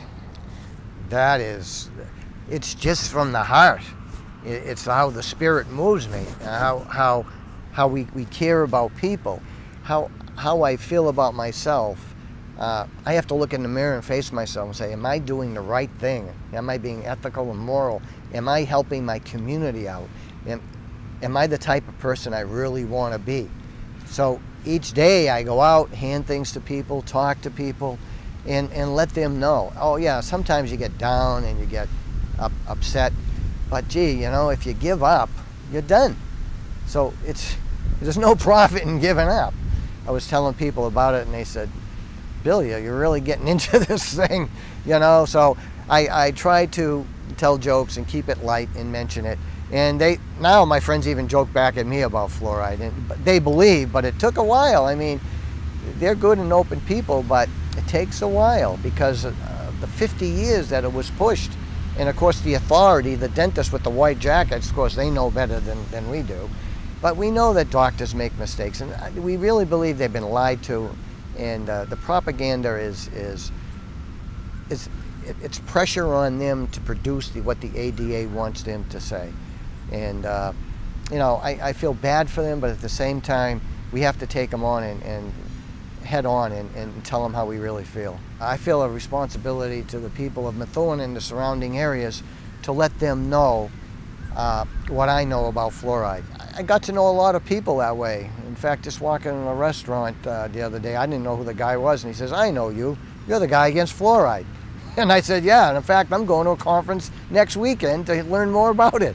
And he was sort of shocked. Even my mechanic, when I dropped my car off before I came here, I said, yeah, Bob, you got to get this ready and, you know, fix everything you can because I'm going up to upstate New York on a fluoride conference. He said, you are? I says, yeah, you still fight? Absolutely. So when people hear that, I think he even gave me a break on my bill. When people hear that you're still out there fighting, they tell other people. And, you know, and they believe you. It's more valid that you're continuing the fight. We have one dentist in Methuen, I know this from talking to mothers passing out flyers, that he recommends not giving their kids fluoride. And that was so good to hear, but he will not come out against it, like, publicly. Well, from what we hear at these meetings and from dentists is that the ADA is really monitoring dentists who fight against this. And they put a lot of pressure on them to change their mind. You know, to save face, you know, I can't say why a professional organization who's supposed to have our health in the best interest wouldn't look into this when even dentists in their own ranks are telling people not to fluoridate. Why wouldn't they take a step back and say, well, let's look at this. Why would they have such a hard line on this, rigid line, that they don't want to hear anything, they know better, when even people in their profession are backing away from it. I don't know if money's involved, power is involved, control's involved, saving face is involved, but whatever the reason is, it is wrong. A lot more fighting. A lot more fighting. A lot more money being spent, a lot more confrontations, but I think we are going to win. But the only way we can win is if the people listening to this will take the time to look at the issue, look at the freedom of choice, look at the science, and decide. They have to take control of their life, their children's lives, and do the right thing for them, for their own health and their family's health. Don't just kowtow to professionals and authority. Check it out. Like I said before, you learned how to read and write, you learned how to process information. Trust yourself. Trust yourself and challenge these people. Like I told one of my councilmen, I said, you know, you're giving your kids these fluoride pills. These are toxic. Ask your pediatrician. A month or so later, he came back, Bill, I asked my pediatrician about the toxicity of these pills I'm giving my kid. And she said, well, give it to your kid every other day, not every day. I mean, what is going on here? So he said, that's it. My kid's not taking any of that. I mean, it's incredible. It just is. He just asked the question. And that was his answer. And right away he said, that's it. So you have victories. You have victories. You got to fight for them, but you have victories. And you can wake up every morning, look in the mirror and say, hey, well, before you go to bed, you look in the mirror and say, hey, I did something good today. And you just feel good within yourself and your heart. Well, if you just read the warning label on your toothpaste, boy, that's a persuader. Once you read it, it should just make you angry about not knowing about how bad fluoride is. If you swallow more than a recommended amount, which is pea size, you have to call poison control. Where's informed consent on this? Where's informed consent when your child is sitting down getting a fluoride treatment? If they swallow it, they can get sick or die. They don't tell people about this. You know, dentists are professionals, and they go to school and they're trained. You only know what you're taught and what you're trained and what you're given and within the curriculum that you're taking. So if the propaganda is there about fluoride, well, they're going to, you know, definitely push it. Well, yeah, they say put it in the water because people aren't responsible enough to brush their teeth, or you know, the poor people don't have like maybe good oral health habits. You know, the thing is that they can treat those people with about the same amount of money that we would put into the water fluoridation of your city or town. They could send a dentist. They could have dentists go to schools and work on these kids. You know, there are other options to that. Of course, people need to know how to brush their teeth, floss their teeth, and they have to eat correctly, you know, good nutrition. And that should be checked at school with the nurse to help those individuals out and those families out. You can give them toothpaste. There's a lot of things you can do than fluoridating the water and having the whole community ingest this stuff. Yeah, I stopped counting because my wife gets too angry at me. I don't tell her anymore. I spent over $30,000 fighting this so far. And that includes copies, ads on TV, the radio, sending stuff out, traveling, doing a lot of different things. But let me tell you, I wouldn't change it. I'd spend $60,000 if I could. It's a fight that needs to be fought, and people have to stand up and fight against it. Like I was in the service in Nam, and my friends passed away. And I'm gonna let them down? No way. Well, of course you get angry, and there was one time I had to go before the city council. It was a big meeting. A lot of firemen were there and everything, but I got on about closing down fire stations. But the thing is, I was there and I said, look, this pediatrician who spoke about fluoride, he didn't tell the truth. As far as I'm concerned, that DR in front of his name means denial response, because this individual did not take time out to look at both sides of the issue, and he's pushing this toxin on us, and it's wrong, and I had to say something, and I went there and I said what I had to say. Of course, a lot of people were astounded that I would say something like that about a pediatrician within our community. But you know, you got to get angry once in a while and just tell them what you think. It's nice to be soft and bring the information to them, but sometimes you just got to tell them, oh, just like that. Denial response, that's all you know about fluoride. Just, you know, if the mantra is safe and effective, forget about it. You know, you got to get angry sometimes in a controlled manner and tell them how you feel. You got to get emotional about it sometimes, because if not, if you're monotone, they have to say you believe it, you feel it, it oozes from you. It's something that you're going to fight until you can't breathe anymore. Oh my God, yes, it has affected my family. Oh my God, my wife is upset. My daughter knows about it, and she's, in fact, I was holding signs one time with that fluoride sign. Fluoride's toxic, $2,000 should charge. I was holding signs by myself out, and one of her girlfriend's mothers picked her up, and they stopped at the stop sign right across from me. And the mother said, I wonder who that guy is. And my daughter slid down in the seat. She wouldn't say, that's my dad. So yeah, I guess I can embarrass, you know, she was younger then, and embarrass some people out there holding signs and doing this, because sometimes I might be the only one there, sometimes there might be 10 people there. But no matter who's there, you just have to stand up. You know, people have cursed at me from holding that sign. Some people said I'm stupid. All I say is collect the money, collect the $2,000. That's all I want you to do.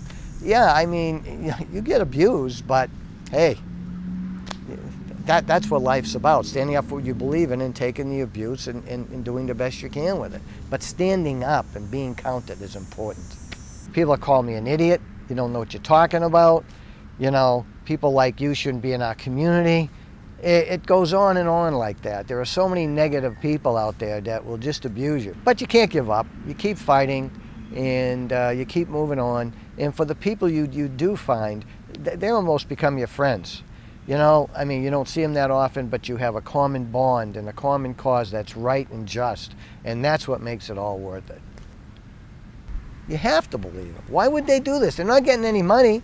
I'm not getting any money. None of us are getting any money. We're just spending it, and we're putting ourselves under the gun all the time. And so we're getting nothing except trying to help our community. My name is Daniel Stockin. I'm a public health professional. I'm a career public health person. I got pulled into the water fluoridation issue about 6.5 years ago when my boss got a skin rash on her arm. She asked me, she's very intuitive by nature, and she said, is it possible that this fluoridated water that I'm drinking and showering in could it be causing this skin rash that the doctors can't seem to get rid of? And so I did what I've done hundreds of times in my career. I just kind of back away from a chemical and look at how your body metabolizes it and what the target organs are, et cetera. And when I looked into this chemical fluoride, I mean, I had even worked with fluoride chemicals, some pretty dangerous ones. I had been involved in assessing and doing some work related to them, but I had never really looked at this water fluoridation issue and the chemical fluoride compounds that are used in the water. And when I looked into it, my jaw just hit the ground, and I saw all this information that was there. This was really a no-brainer. And so went to my boss and I said, you know, this is what I learned, and she was amazed, and we both were, and she told me that she didn't feel it was morally right for us to take steps to protect our own families and not to care about the other people around us. So she said, I don't know who you have to talk to, get it turned off. And so I was very green to this idea. I'm not a politician by trade or anything, and but I can tell when someone's trying to blow smoke past me on chemicals. And so I started thinking, well, I'll just talk to some people and see what happens. And I thought maybe this is a 5% of my time project for a few weeks. I was very green, I don't know. And suddenly the thing mushroomed almost overnight to where I was basically full-time at this thing, and it grew very quickly. And I began to receive correspondence from all over the planet and began to find out that this really was an issue that seemed to have a growing momentum to it. The first thing I found out is that most public health people and medical professionals don't know the basics, the fundamental issues about harm from fluorides. And that was pretty surprising for me. And I began to get some very disappointing reactions from my peers and colleagues in the public health field.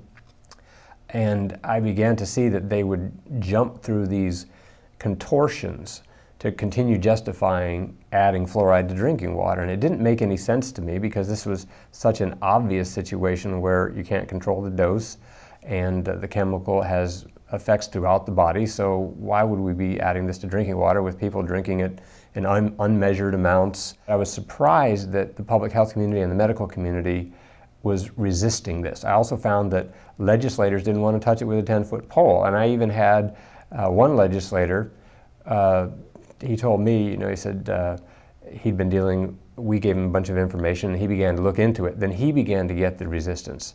And so then he told me that these folks from the Dental Society had told him that they had formed a dossier on me and my boss, and I really don't care. They can form a dossier on me. But I was just sort of surprised at the pushback from people who you would think it was their job to look out for the public interest. And we haven't had the opposition where, you know, kind of overt, yeah, we've had some people say we're strange and weird and that kind of thing. And of course, for me that was odd because I was the guy that people wanted to come clean up their chemical messes and assess the safety of chemicals and biologic agents and things like that in their work environment. So now all of a sudden people are saying, well, yeah, you did that, you used to do these things, but now we don't believe you when you're talking to us about fluorides. That's not something unique. Frankly, a lot of people who are resisting or wanting to end water fluoridation, they get resistance and they're called names, and so that's not unique. But it has been part of our experience that the resistance, it's a kind of resistance that's not so much overt as it is they question your credibility, they question your information that you have, and they even question common sense, which for me was really strange. I mean, I can understand if there was an issue with a real questionable issue of nuances about a chemical's properties and things like this. But the fundamental issues about dose and exposure and susceptible populations, these were not difficult concepts certainly for the health-trained and the science-trained people to deal with. So what I found out really is that people are not dealing with this in an intellectually honest manner and in a scientific manner. Politics, emotion, money, other things like this get involved. I find that people really, as I mentioned before, they go through these contortions to continue justifying adding fluoride when we now know the primary effect is topical, not through systemic absorption. And now that we know that people are getting it from so many different sources, meaning in their foods and medications and in residues from pesticides and fumigants and things like this, it's a thing that I call multiple source overdosing. And you know, this is not rocket science. This is real basic common sense. We sort of have this idea that they would never let us be exposed to certain kinds of things. There's this idea that they watch out for us. And I found that even amongst toxicologists and people who have really hardcore, heavy science, chemistry training and things like this, they leave behind some of the really basic tenets that are so basic and fundamental to assessing toxic effect. And you know, the margin of safety in fluoridation is really strange, where for instance, the maximum amount that's allowed in water in the US at the moment is 4 parts per million. There is no safe level for drinking water to put fluoride in there artificially. It makes no sense, because you cannot control the amount of the water that people are going to drink. You're going to have some people who drink 4 to 5 or 6 times more than someone else. You're also going to have some people whose body weight is double or triple that of other people who are drinking it. The very idea that you can give uncontrolled, unmeasured amounts of a substance that bioaccumulates in your body over your lifetime to people of varying medical susceptibilities and unknown medical histories makes absolutely no sense. This violates all the basic fundamental tenets of modern pharmacology and toxicology. It's kind of a little bit sad for me. It's a little bit sad when I find dentists, first of all, they're not allowed to practice in an area that's not their expertise, and they can't make statements about other areas of the body and how your body will react, and various organ systems outside the mouth will react to fluorides. And I have found dentists who really don't, many dentists who don't understand that they're treading on really thin ice. But when they talk about, oh, it's safe. Well, I would expect a dentist can talk to me some about what happens in the tissues and things inside my mouth. But it doesn't make any sense, obviously, for people with oral health training to make inferences or direct statements that my kidneys are not impacted by this, when they don't know even the basic information about kidney impacts. And they certainly don't know my medical history, and they don't know all these other things that might affect my health. So I find that there are some dentists, though, that have sort of gotten it about fluoride, but very few of them will speak out. There's just this inordinate amount of pressure from the dental societies and the dental infrastructure to keep people on the talking points about fluoride. Don't go beyond the talking points, and trust your dental society, trust the people, your peers and your grad school teachers. And it's very disturbing for me as a public health person, but you know, I'm not a doctor, I don't pretend to be, but I can tell when someone's talking to me about issues of toxics assessment and chemical exposures. I can tell when, based on my career background and my training, that I can see when people are speaking out of school, when they're speaking beyond their level of knowledge. And I have found virtually, well, very, very few people in the dental arena, and even physicians, who know the most up-to-date information, the toxic data, the tox data, and some of the other information that's coming out from all around the world. It's hard enough, I mean, I don't kid myself, I know what it's like to try to keep up with literature just in a certain discipline. And you know, it's hard for doctors. They've got all kinds of things coming at them. So I understand that they can't understand and know everything. But there's some basic fundamental things that they shouldn't set aside when they're looking at this. I've seen that when we get in the room with people who are promoting fluoridation, very often they wind up embarrassing themselves. And I hate to do that. It's never my intention. I shouldn't say it's never my intention. Occasionally there are people that just need to be embarrassed, but that's not my personality to want to just embarrass people. But after repeated efforts to educate them, they've continued to just stonewall and not look at the information, and they want to stick their head in the sand. I have no heartburn if they wind up embarrassing themselves. I'll give you an example of what happened. One time I was in a meeting at a city council, and a state dental officer came in, and one of the city council people said, and this is on tape, I mean, they said, where are we getting the fluoride that we're using?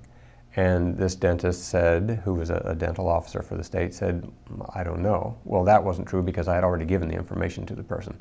And then they said, well, you don't know. She said, so you're not aware that the fluoride we're using is the collected air emissions of the phosphate fertilizer industry, and you're the state dental officer, and you don't know this stuff, where the fluoride comes from? You could have heard a pin drop in the council chambers.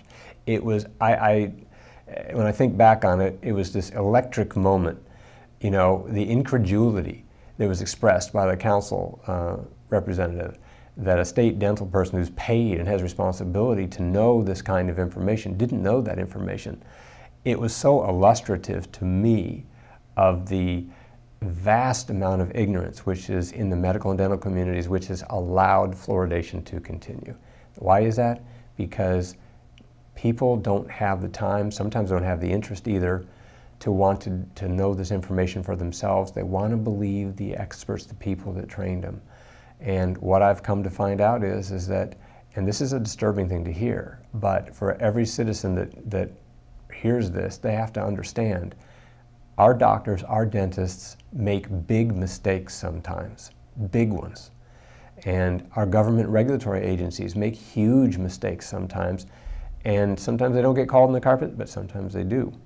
So this has been something that I think we're going to see more and more of, that doctors and dentists, who are not the enemy, by the way, they're not. I mean, I think that there's other groups of people who are actively working that the primary people is not necessarily to blame the doctors and dentists. Having said that though, there's some real fundamental things that a doctor should recognize instantly, things about uncontrolled dose, things about enhanced susceptibility for certain population groups like diabetics and kidney patients, things like that. They need to know that information. One of the things at the Lilly Center that we began to focus on was disproportionate harm by fluorides to minorities, particularly Black Americans. We got interested in this when we began to look at some of the information that was coming out from the Centers for Disease Control. Back in 2005, they published in their MMWR publication some of their own information on a number of oral health issues and developments. And one of the things was that they talked about dental fluorosis, this teeth staining and pitting that's caused by overexposure to fluorides as a young child. And there's a chart. Now in this particular MMWR publication, it was a lengthy paper in there, and it had a whole boatload of charts and diagrams. Well, buried in the very back, in the very last, I think 23rd out of 23 charts, is this little bit of information that talked about the amount of increase in dental fluorosis that had happened relatively recently compared to the previous look-see at it. And they found out that they were describing the amount of dental fluorosis of various conditions, meaning very mild, moderate, or severe, in different racial groups. And I looked at this and my eyes just opened up really wide, and I saw that there was significantly more of this dental fluorosis disfigurement happening in Black Americans. And so I began to look to see, well, had anybody bothered to share this with the Black community? And it was very sad to see that no, there really wasn't an effort to share this. And it's not just the black community, it's also Hispanics and other groups. But we began to sort of reach out into the black community to say, have you ever heard this? I began talking to health professionals and to just black advocacy groups and things like that. I would show members of the black community and leaders pictures of it. And I said, you ever seen anybody that has this in their teeth? Oh yeah, sure, I've seen that. And are you aware of what caused it? No, isn't that because they just didn't brush their teeth well? And you know, there's this vast ignorance about it. And we began to ask CDC, the Centers for Disease Control, and other groups, what have you done to specifically educate, for instance, the black community about this? And it was amazing, the reaction we got. They'll do anything to not talk about the fact that they have not shared this openly. Sure, they put it in a tiny little table buried in the back of a study that's in a publication that hardly anybody but us nerds look at, right, on the internet. And then we found out last fall, meaning the fall of '09, that there was a study in the Journal of Public Health Dentistry, a dental journal, that they concluded that black children are ingesting significantly more fluorides than white children. And so here's what we've got. We now have evidence that there is more exposure in the black community and significantly greater harm, meaning the dental fluorosis disfigurement. So you've got greater exposure and harm. A lot of people, and this is very sad, are so embarrassed and humiliated by what's on their teeth. They won't even allow us to take a picture of just the teeth and the lips. No identifying marks or anything, you know, above the lips or anything like that, or below the chin. There's a significant group of people who really need to have this information, whose lives have been devastated. They don't want to go on job interviews. They don't want to go on, their social interactions have been affected. Their personality is affected. And it goes way beyond, of course, members of the black community. Anyone who has dental fluorosis, this can be an issue. But we began to find that there's other economic issues, and now that there's been an admission that making formula with baby formula with fluoridated city water, you know, that parents might want to rethink that kind of idea because it may cause dental fluorosis. That information really hasn't been shared with the black community, with the white community, with moms in general. It just hasn't. So one of our emphases has been to deal with the issue of harm to the black citizens. And also because we got involved in the kidney impact issue. We were involved in getting the National Kidney Foundation to withdraw their endorsement of water fluoridation. And the black community is, of course, disproportionately harmed by kidney disease. So this is another reason why issue of the news about harm from fluoride should be shared openly. Infant formula is, to me, a really important issue because many people, as we're sitting here talking right now, they go to their sink. They don't have resources to get unfluoridated water or to get an expensive home water filtration system. And there's plenty of single parents right now and others who are just economically disadvantaged and others who just don't get the information of all social strata. They go to their kitchen sink to fill up their, to use the water for their mixing their baby's milk formula. And you know, the National Research Council said in 2006 in their report on fluorides that infants and children in our country are ingesting 3 to 4 times the amount of fluoride as adults are on a body weight basis. And this is really serious because babies and children's bodies are, the cells and tissues are growing and cells are dividing so rapidly. So, you know, the impact is really significant. And the idea that it's only an issue for dental fluorosis in these children, that just flies against all sense of reason and common sense. Obviously, the fluoride doesn't just touch their teeth-forming cells, it's going into their brain-forming cells and all throughout their whole body. So we found that this issue is something that is really important for moms, for caregivers, for child caregivers. There's just so many people who, grandparents, parents, who should have this information, but because the Centers for Disease Control buried the information on this obscure web page and didn't bother to issue a press release when they changed their stance. I mean, to say that parents may wish to, if they're concerned about fluorosis, they may wish to avoid the fluoridated water. That's really very disingenuous, and that's being kind in how I express it. These are some of the most vulnerable of our society, little babies, whose entire lives from this point forward are being impacted by what happens as their body is forming. Who promotes fluorides and the use of fluorides in water fluoridation? At the beginning, when I started looking into this, I had certain ideas about who would be involved in this. There's obviously the people who historically have had interest in dealing with fluoride issues. You know, the manufacturers of certain manufacturing processes that had to deal with fluorides as a byproduct or inherent in what they were doing. But the issue of getting rid of the air pollutant emissions that come off of making fertilizer, phosphate fertilizers, and, you know, trying to turn something that's a liability, which going through a smokestack and landing on cows and crops and everything else around, you know, that was a liability. And now to be able to turn that into a marketable product, to collect it using these air pollution scrubbers, and then take that product and this liquor, if you will, and be able to, instead of having to dispose of it in a landfill, or instead of having to try to deal with the emissions issues in the air, to be able to sell it and basically just sort of disperse it into the public water system and into people's bodies. Talk about the ultimate way to take a problem and turn it into a positive, at least in terms of cash flow.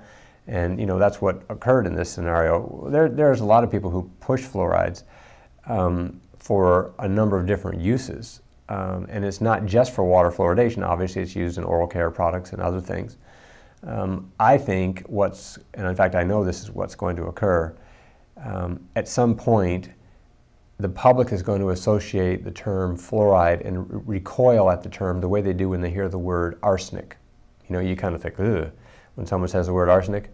Well, you need to be thinking about fluoride that way because fluoride, because of its properties, it's a very dangerous chemical, certainly to be ingesting it over long-term and uncontrolled amounts. The future of water fluoridation is all downhill.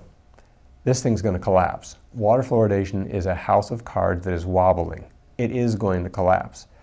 It violates so many fundamental tenets of ethics, scientific study and practice, pharmacology, toxicology, and there's just a whole host of reasons, liability reasons and other things like this, to where it's obvious that water fluoridation is going to end.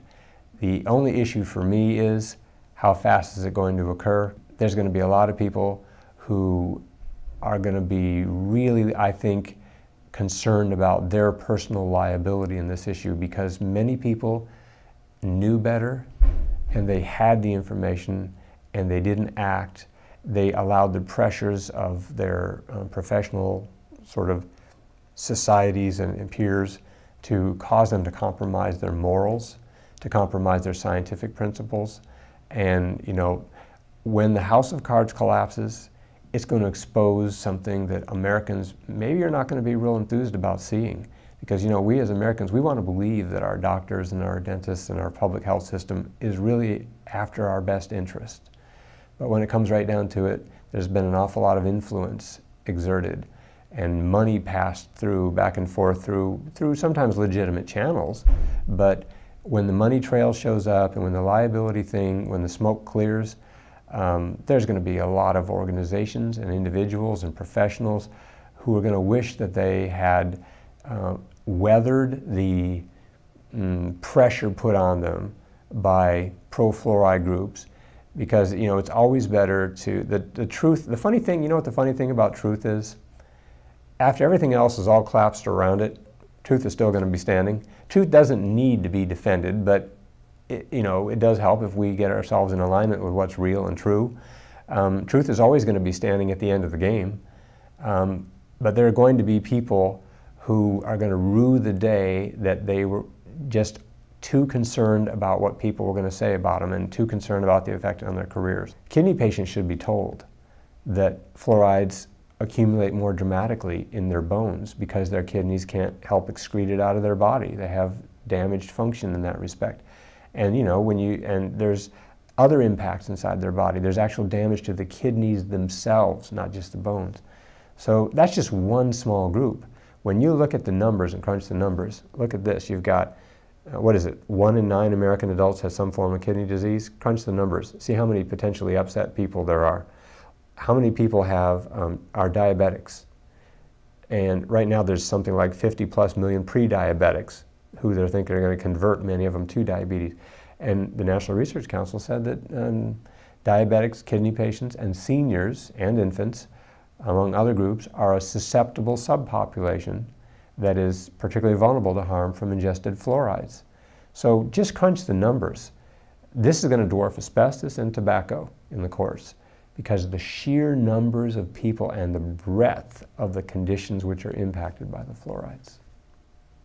Back around 1999, 2000, when it came out formally so that the primary effect in preventing cavities was through topical means rather than systemic absorption. In other words, when the fluorides touch the teeth in the mouth, that is the primary. And that's very important to say. The dentists have admitted this is the primary, very key word, primary way that fluoride works. And they try to say now, well, there's both systemic and topical benefits.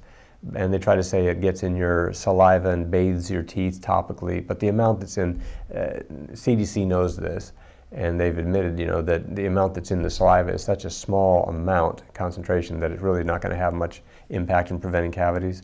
So the very rationale that started fluoridation, which was systemic absorption, has been invalidated back in around 99 and 2000. That should have ended fluoridation right there. That was enough to just end water fluoridation because the primary original rationale had been invalidated. But of course the story keeps changing, the target keeps moving, and they find other justifications to keep fluoride in there. Why? It's damage control, it's risk management, it's trying to find a way to justify things rather than to call a thing exactly the way it is. When I began to look into this to see the history of how water fluoridation began, I began to look to see what was the breadth of the types of studies that were done that justified the addition of fluoride into drinking water. And I began to find out that there was virtually no look-see at long-term low-dose effect on kidneys. No one had looked at thyroid and formally studied that, if thyroid impacts.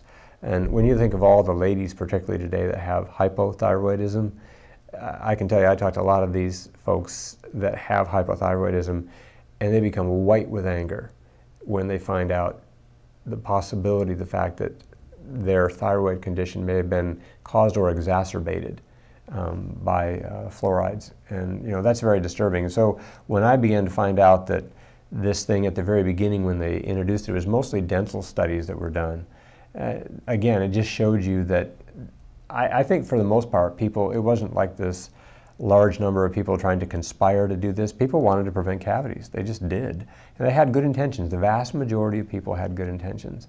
But that doesn't justify the fact that they did not look at whole body impacts and brain impacts. The National Research Council said in 2006 that more studies are needed on how fluoride impacts the human brain. I think they said to clarify the impact on the human brain. I actually have people come up to me after reading that and they say, wait a minute, you mean we fluoridate and we don't know what it does to the human brain? And they're blown away by that. And of course they should be. We do hear the CDC and other people talk just ad nauseum about how there's supposedly 60 years of studies showing fluoride to be safe and effective. And the interesting thing is that if that's true, then why did the National Research Council's report in 2006 come up with literally volumes of research that has never been done, that they say should be done on the impacts of fluorides? And it wasn't that they're not saying study high doses. Sometimes they're talking about study this at 1 part per million to 4 parts per million. Study it at low levels and varying levels. So I don't buy it when people say the National Research Council report has nothing to do with fluoridation. That report showed that it acknowledged that fluoridation began without really knowing what the impacts were going to be on kidney patients. So this idea that there's 60 years of studies, that's just simply not true. Let's just call it what it is. It's just not true.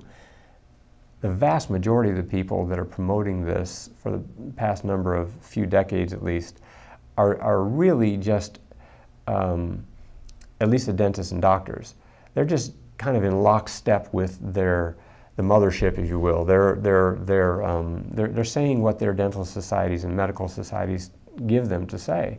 It's not that the vast majority of them are some sort of plotting people with malintent. Now, there are some people, of course, who make money on this whole fluoride thing. There are dentists, and let's be real about it, the fastest growing sector of the dental industry, I'm told, is the cosmetic side of it, the cosmetic dentistry side of it. And yes, dentists do make money fixing dental fluorosis in people. And do they tell them that fluoride's caused it? In many cases, and the people we talk with, no, they were not told. People are under the impression that it was their lack of oral hygiene and taking care of their teeth and things like this. But this idea of how do you approach sharing the story, I don't find a lot of benefit, frankly, in going down roads and talking about these things that I can't prove, that they're these legends that are just kind of all over the internet in some places. But there is plenty of science now to end fluoridation. There just is. So there's also the ethics issues. There's economic issues. So we stick with those because they're real and provable. And I just encourage people to stick with the things that don't get you labeled needlessly so as somebody strange. I mean, look at me. I mean, I'm one of these people that dealt with radioactive materials, biologic agents, chemical hazards. I'm the former manager of the EPA Western Regional Lead Training Center.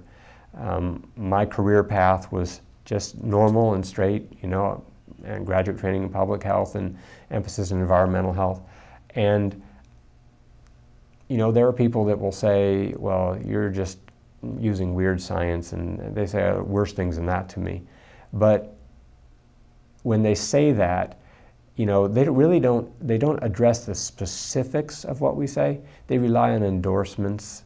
They rely on generalities. They don't deal with the specific science. They don't deal with the specific issues of dose that's uncontrolled, and what about safety margins and all these kind of things. They tend to want to shoot the messenger, and they tend to want to switch the subject, change it to something else, and use circular reasoning and logic.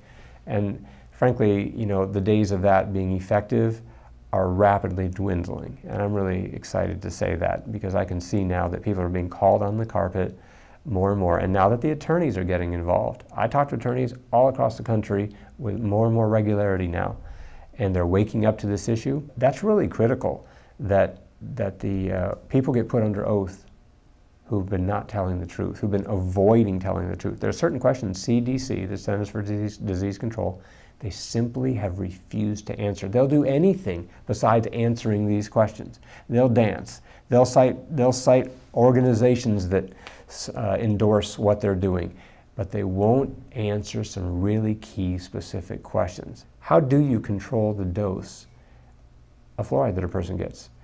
How about this? How does a person find out how much is in their bones right now today? Do they want to do a painful bone biopsy? No, they're not going to do that. You can't really know how much is in your pineal gland. You can't know how much is in your bones.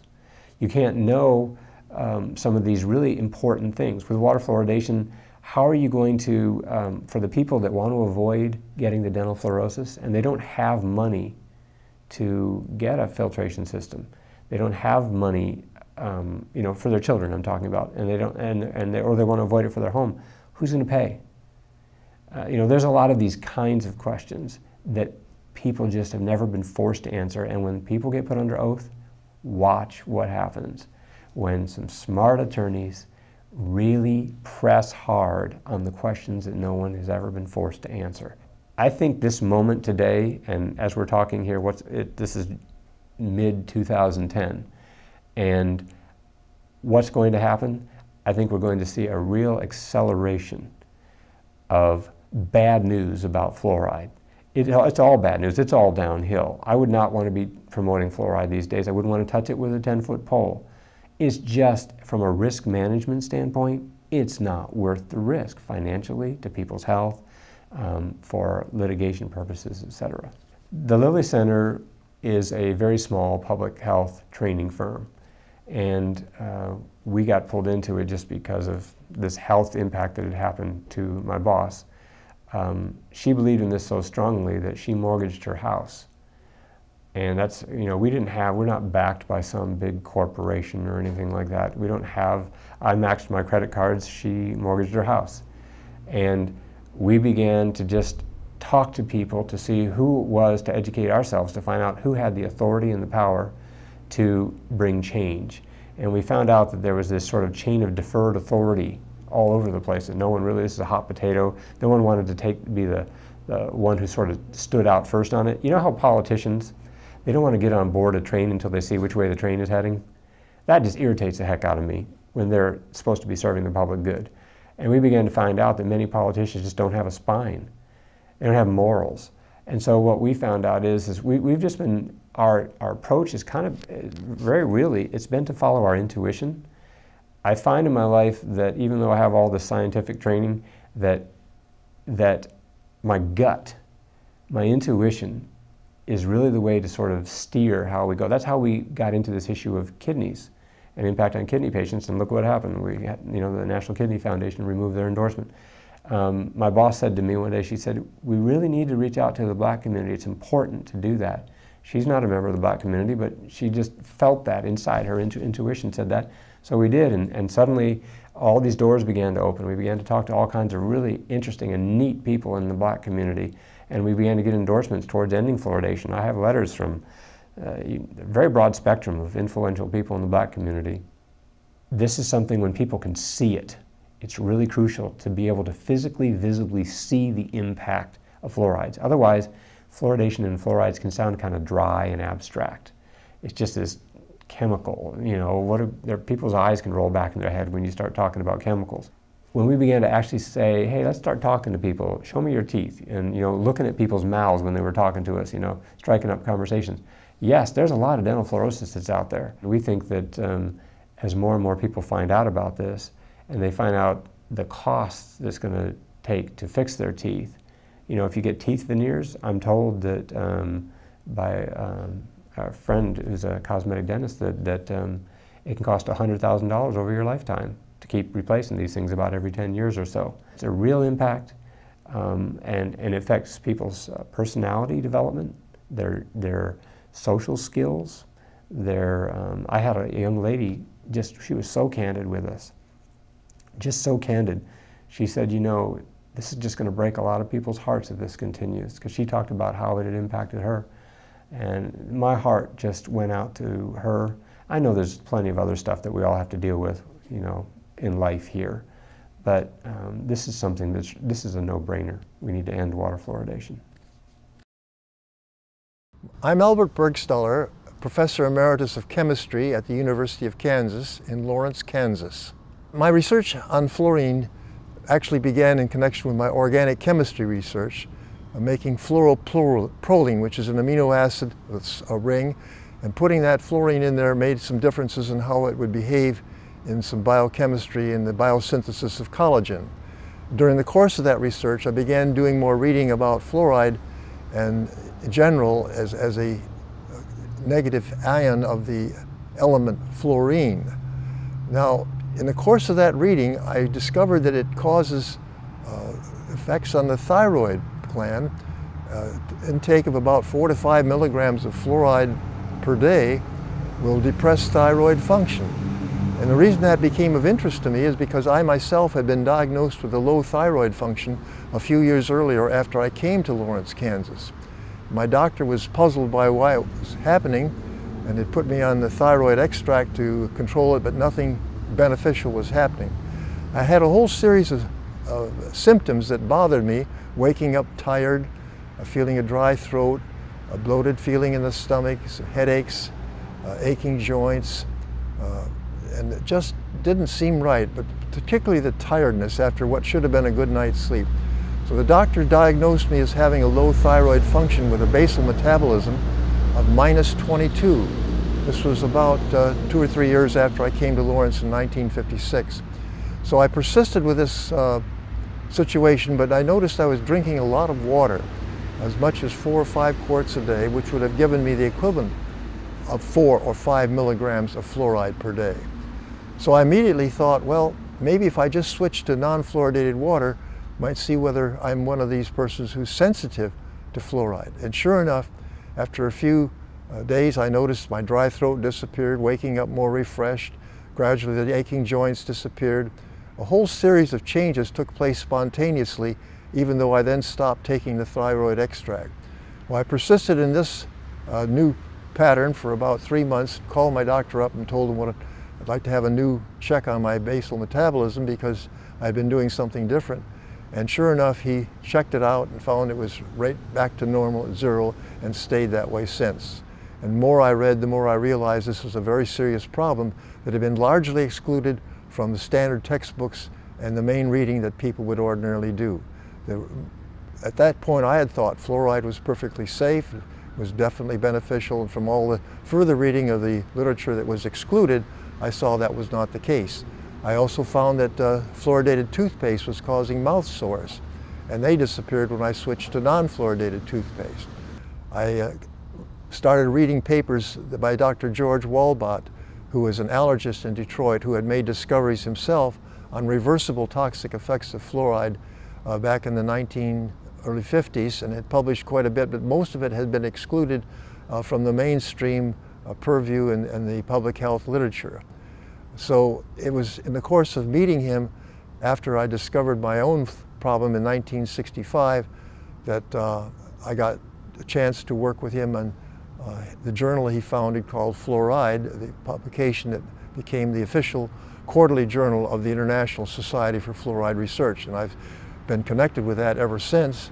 And in 1998, I became the editor when the late Dr. John Colquhoun was unable to continue it.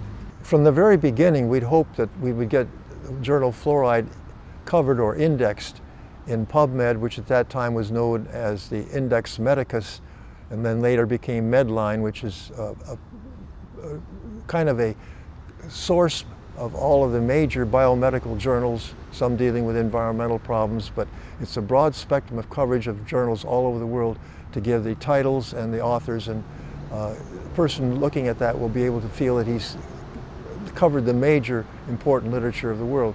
Well, it turned out that fluoride was a little bit too much for them to take, and they excluded it from PubMed on the grounds that it was not a mainstream science or whatever reason they wanted to give. Subsequently, we had our board of editors, distinguished scientists all over the world, writing to them asking to get it into PubMed. They continually refused. And then a few years ago, Dr. Spittle and I made out a more formal application that they had kept changing the ground rules for getting in.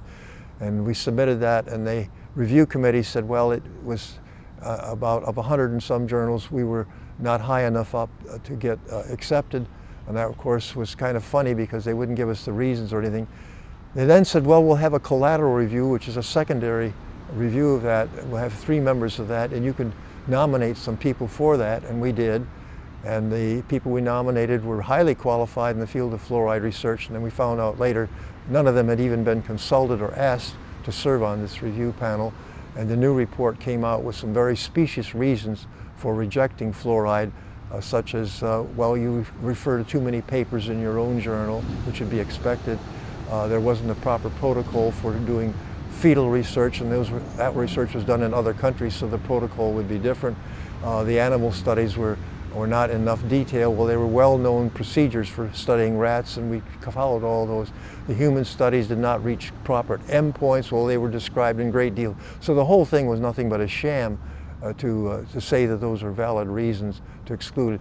And then they even wrote a letter saying, well, we don't see many papers on the pro-fluoride side, and I sent in a whole group of lists of papers with abstracts that we had actually covered pro-literature very well in our journal.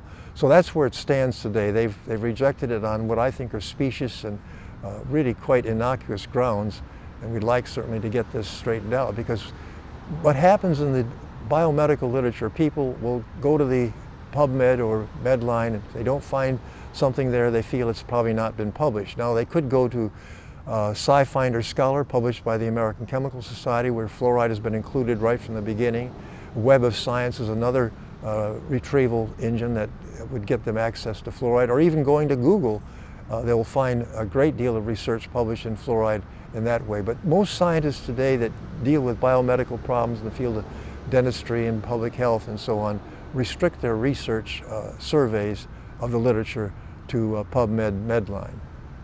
Now, one of the main reasons I've stuck so hard and so long with this is the fact that fluoride in fluoridation, fluoridated toothpaste, and in fluorine in various medical products has an enormous impact on people who are sensitive to fluoride. And so we have a large number of people in any population that are suffering very serious ill effects from fluoride. The arthritic symptoms can become crippling in many cases, and the gastrointestinal disturbances can be very disturbing. Effects on the skin can be very troublesome. So all in all, some reversible, some not. Connections with cancer is a very real problem. My own research on Down syndrome showed that there's a connection, at least in the early years of a woman's life where she's having babies, can have a greater incidence of Down syndrome babies when she's in a fluoridated versus a non-fluoridated community.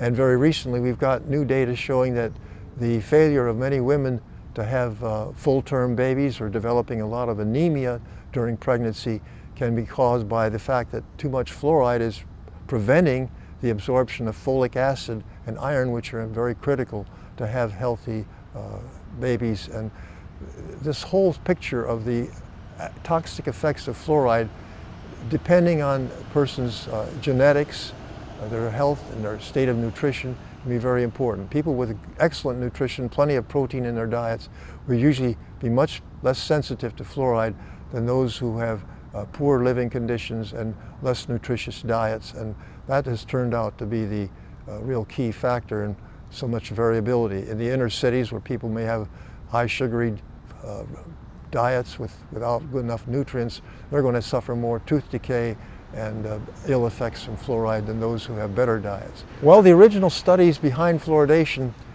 came about during the 1930s when the question arose what was causing dental fluorosis.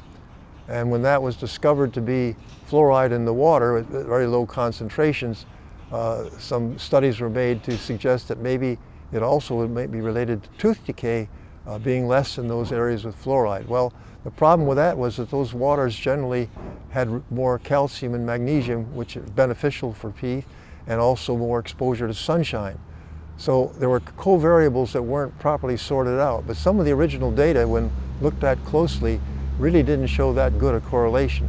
Later, they then picked some cities that had lower tooth decay rates and gradual increases of fluoride level in the drinking water, and thought they had a good correlation with more fluoride, less tooth decay, more fluoride, more dental fluorosis. The latter correlation holds up all over the world. More fluoride, more dental fluorosis. But the correlation between more fluoride and less tooth decay has not held up. Well, Grand Rapids was my hometown. I grew up in Grand Rapids in early 1930s and went to high school there, and we had examination of our teeth when I was in my senior year because they started fluoridation in Grand Rapids in 1945. And what was done there was examination of the children in all the schools. I think there were 26 or 20, no, there were 78 schools, that's what it was. And they're a very large population. Well, to follow that up would have been rather unwieldy, so they cut it down to about 26 schools or so. And for the following years, they then kept a record of how the tooth decay went from year to year.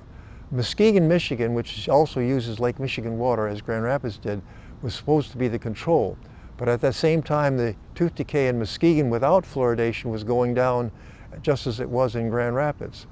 And when they look more closely at, when one looks more closely at the Grand Rapids data, it turns out that all of the tooth decay essentially went down the first year by that selection of a smaller number of schools.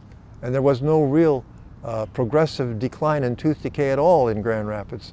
And so that whole study was really not successful as a real science. Well, I think that when it first began, with the rosy prospects, they were pushing it. But after, I think, 10 or 15 years, when they saw data indicating it was not working, it should have been stopped.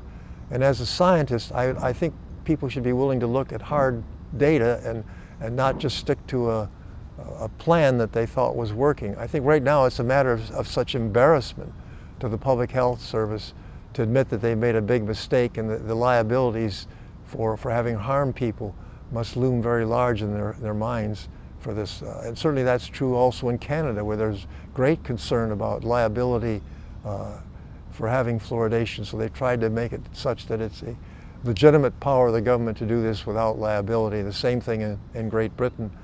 But in the English-speaking world, there seems to be a resistance to modifying or changing, although there are places now where they're trying to cut the levels back to lower intakes, to kind of a modification of a withdrawal from fluoridation.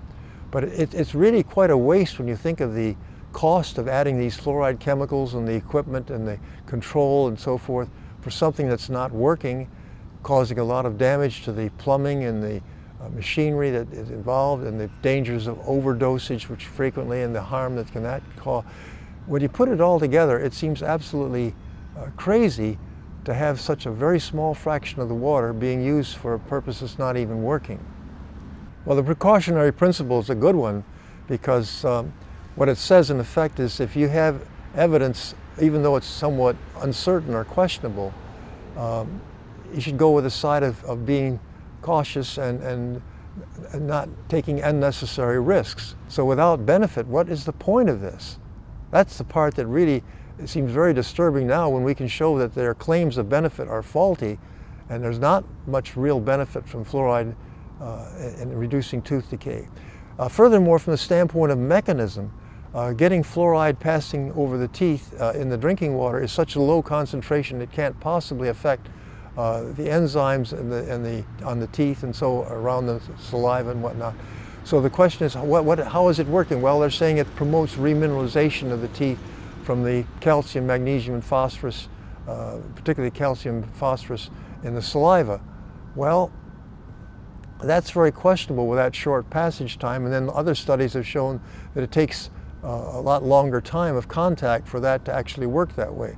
Once the fluoride from the water gets in the body, then there's a whole series of bodily reactions that take place that are very unsatisfactory. So altogether, from a mechanistic standpoint, it's not good. Have I felt marginalized as a scientist from opposing fluoridation?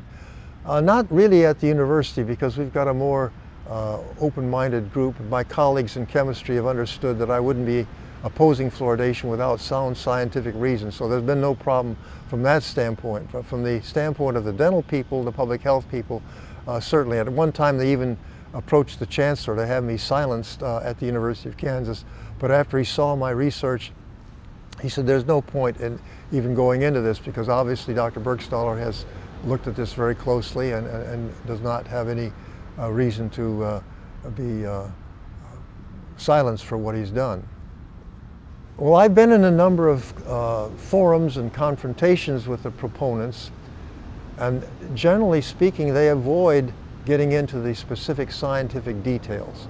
They rest their case on the endorsements of the American Dental Association and the various public health associations and so on. So when you ask them what's the basis of these endorsements, they say, well, they've looked at it carefully and so forth. And they say, well, how do you know they have? Well, they don't know that. And you say, well, the current evidence, the endorsements are out of date, in other words. So my experience is that they're resting on what was said and proposed some 50, 60 years ago, and since then they've not been able to update it with sufficient evidence scientifically to back it up as being safe or effective. Well, it's preserving their own position, and it's very difficult for people to retract something they've told the public it works, and now it's difficult to go back on that.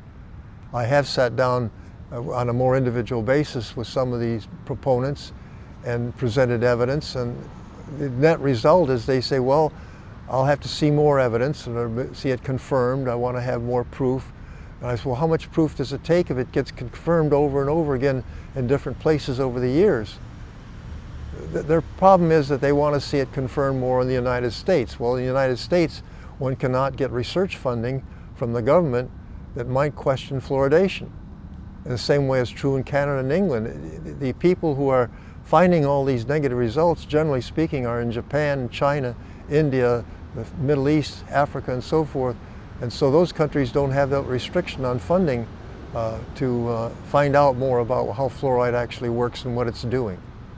Fluoride will interfere with various enzymes very dramatically at different concentrations And that's where probably a lot of the harm comes at the biochemical level. Getting into the stomach, there's enough acidity in the stomach to convert the fluoride ion into HF, hydrogen fluoride, which is very tissue irritating and penetrating, and also then causes the prevention of a lot of the absorption of necessary nutrients. The fact that it locks up in the bones, the insoluble calcium fluoroapatite, and depending on what stage and what point that's happening, it may have some adverse effects, creating brittleness in the bones, less tensile strength, and so on. And then in the teeth, of course, as the enamels being formed, this irregularity of the enamel formation, the presence of fluoride can cause the enamel fluorosis, which is staining of the teeth, which is very deep and very hard to bleach out, and so on. The other side of the coin is neurological effects, the effects on the central nervous system and the brain during early fetal stages to causing a lower IQ, attention span deficits, visual acuity problems. So all of these things, a broad spectrum of effects of fluoride once it's in the body, from the standpoint of the muscular, the neurological, the skeletal, and so on. The Grand Rapids study was probably done as a demonstration to show that what was present naturally in places that they had looked at, Colorado and Texas, where they thought they saw less tooth decay, would be a demonstration. And they also did the similar experiment at the same time up in Newburgh, New York. So Grand Rapids, Michigan was a kind of a pilot study and was not felt to be an experiment entirely. They thought they had enough basis from natural fluoride so that they imitate that level at 1 part per million, they would see the benefit. And at that time they were actually using sodium fluoride, not sodium silicate fluoride, which is quite a bit different from the standpoint of its biochemistry, or hydrofluorosilicic acid, which is widely used today. Well, I think they started off with good intentions, but as soon as they saw that the effects were not what they thought they would be, they should have called a halt and said, let's re-examine what we're doing. But I think the public in Grand Rapids was deceived in thinking that it would be absolutely safe on the basis of limited studies of natural fluoride areas, and that I think proved to be quite fallacious. How long will it persist, and when will we see the end of it? Quite frankly, I'm not sure I'll even live to see the end of it, because I'm 82 years old now, and it's hard to know how much longer they can hang on with this. But if they can keep up their wall of censorship for another 5 or 10 years, it probably can persist, because the promotion is still going strong and heavy, and people in city councils and legislatures are still being convinced that it's safe and effective, and that those who are opposing it really don't have much evidence, and so forth. If they could break the barriers of communication, then I think it could end very quickly. I think I figured out that fluoride was a problem when I was about 30 years old. I'd had a baby and I wasn't tolerating my toothpaste. It made my gums bleed and I had cankers after brushing my teeth with fluoride toothpaste, so I stopped using it. I didn't really know the full extent of how fluoride was affecting me until I got involved with the Fluoride Action Network around 2001, I think, when I realized that I had been severely fluoride poisoned after surgery because a general anesthetic has fluoride drug in it.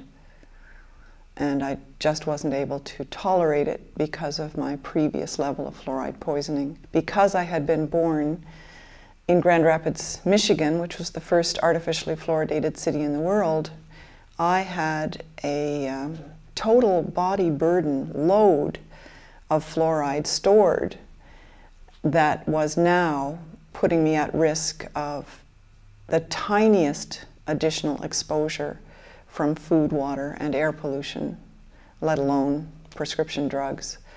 So my life was pretty constrained because I just had to walk this real tightrope of avoiding accidental exposure, or else I would get really ill and I wouldn't be able to function. Chronic depression and insomnia and thyroid issues, none of those were ever handled properly by any doctor I ever saw.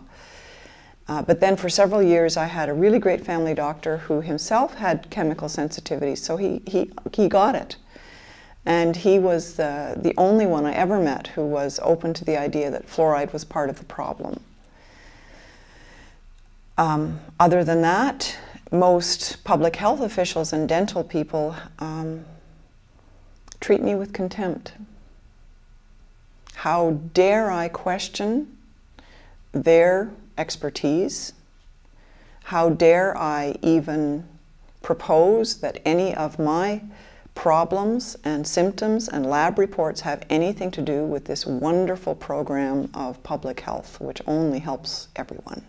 My sister and I were born in the first 10 years of the fluoridation experiment. Our teeth were not improved. We had tons of cavities. I had cavities even before I had my adult teeth. Like before age 6, I had cavities. I had mercury fillings before I even went to school. And so did my sister. So if we were the target recipients of all that benefit, how come it didn't work? In fact, there were hundreds of Grand Rapids children who, like us, who clearly did not have better teeth as young children, and we were just dropped from the studies. They just didn't follow us, they didn't include us. They picked and chose children who didn't have cavities and then made it up to look like it was a grand success. And that was part of the big fraud. But it spread everywhere in North America and then to other parts of the world as a direct result. And I, as a grown woman, really resent being used fraudulently that way when I was an innocent child who couldn't possibly have voted for this. My early exposure in Grand Rapids is one of the reasons why my health is affected today. We now know that the load you get from conception to birth is very important. We know that the fetus and child are most vulnerable to fluoride toxicity. And this is because the fetus cannot excrete fluoride. The fetus incorporates everything in the mother's blood that it sent. Remember, this whole thing was a big success. The Grand Rapids trial was the basis for selling it to the rest of the world. I do think they had a foregone conclusion. They were either convinced that this was a good thing or they had an ulterior motive, but either way, it was a foregone conclusion and they just built everything around it to make it so. I see my role as an activist to first offer help and information to other fluoride poisoned victims. I have done dozens of deputations now to committees and city councils, and the overwhelming response has been cold contempt. Get me off the stage, take the microphone away from me, get me out of there. They just don't want to hear it. The response from environmental groups and citizen activist groups and ordinary voters groups is very different. They always get it. Who's responsible? My guess is that in Canada it is faceless bureaucrats behind Health Canada giving false information and outright lies to the officials that we elect to make policy and uphold our laws. And we can't reach them. They're they're under a cone of silence or something, but they have incredible power to manipulate public health policy and laws in this country, and that's wrong. I guess the personal thing for me is that I want to know why I and other fluoride poisoned people seem to be invisible. Like, why don't we count? When they say the benefits outweigh the risk, or that the risk is negligible, what risk are they talking about? Are they talking about the risk to me, like my lead poisoning and my thyroid disease and the years of chronic fatigue and fibromyalgia? Is that what they're talking about? Is that what they really think is negligible? And if so, where is the statute that gave them the authority to do that to me? Where is the statute that gave them the authority to do that to my daughters who have dental fluorosis and thyroid issues? Why don't we count? When they talk about the benefit to all, why aren't we included? We didn't benefit. This so-called experiment or trial in Grand Rapids and Brantford and Newburgh and Kingston was not a trial at all. I mean, they were experimenting with human beings in direct opposition to the Nuremberg Code that had been adopted at the end of the Second World War. And the so-called democratic American system let them get away with it. And so did the Canadians, and so did the Irish, and so did the Australian, and so did the South American. All these so-called democratic states and countries did one of the most undemocratic things to its people that you could ever possibly do. And that is to deny them the right, the fundamental right to water that does not contain a toxic medication. How do you counter a lie? You keep on telling the truth until you die.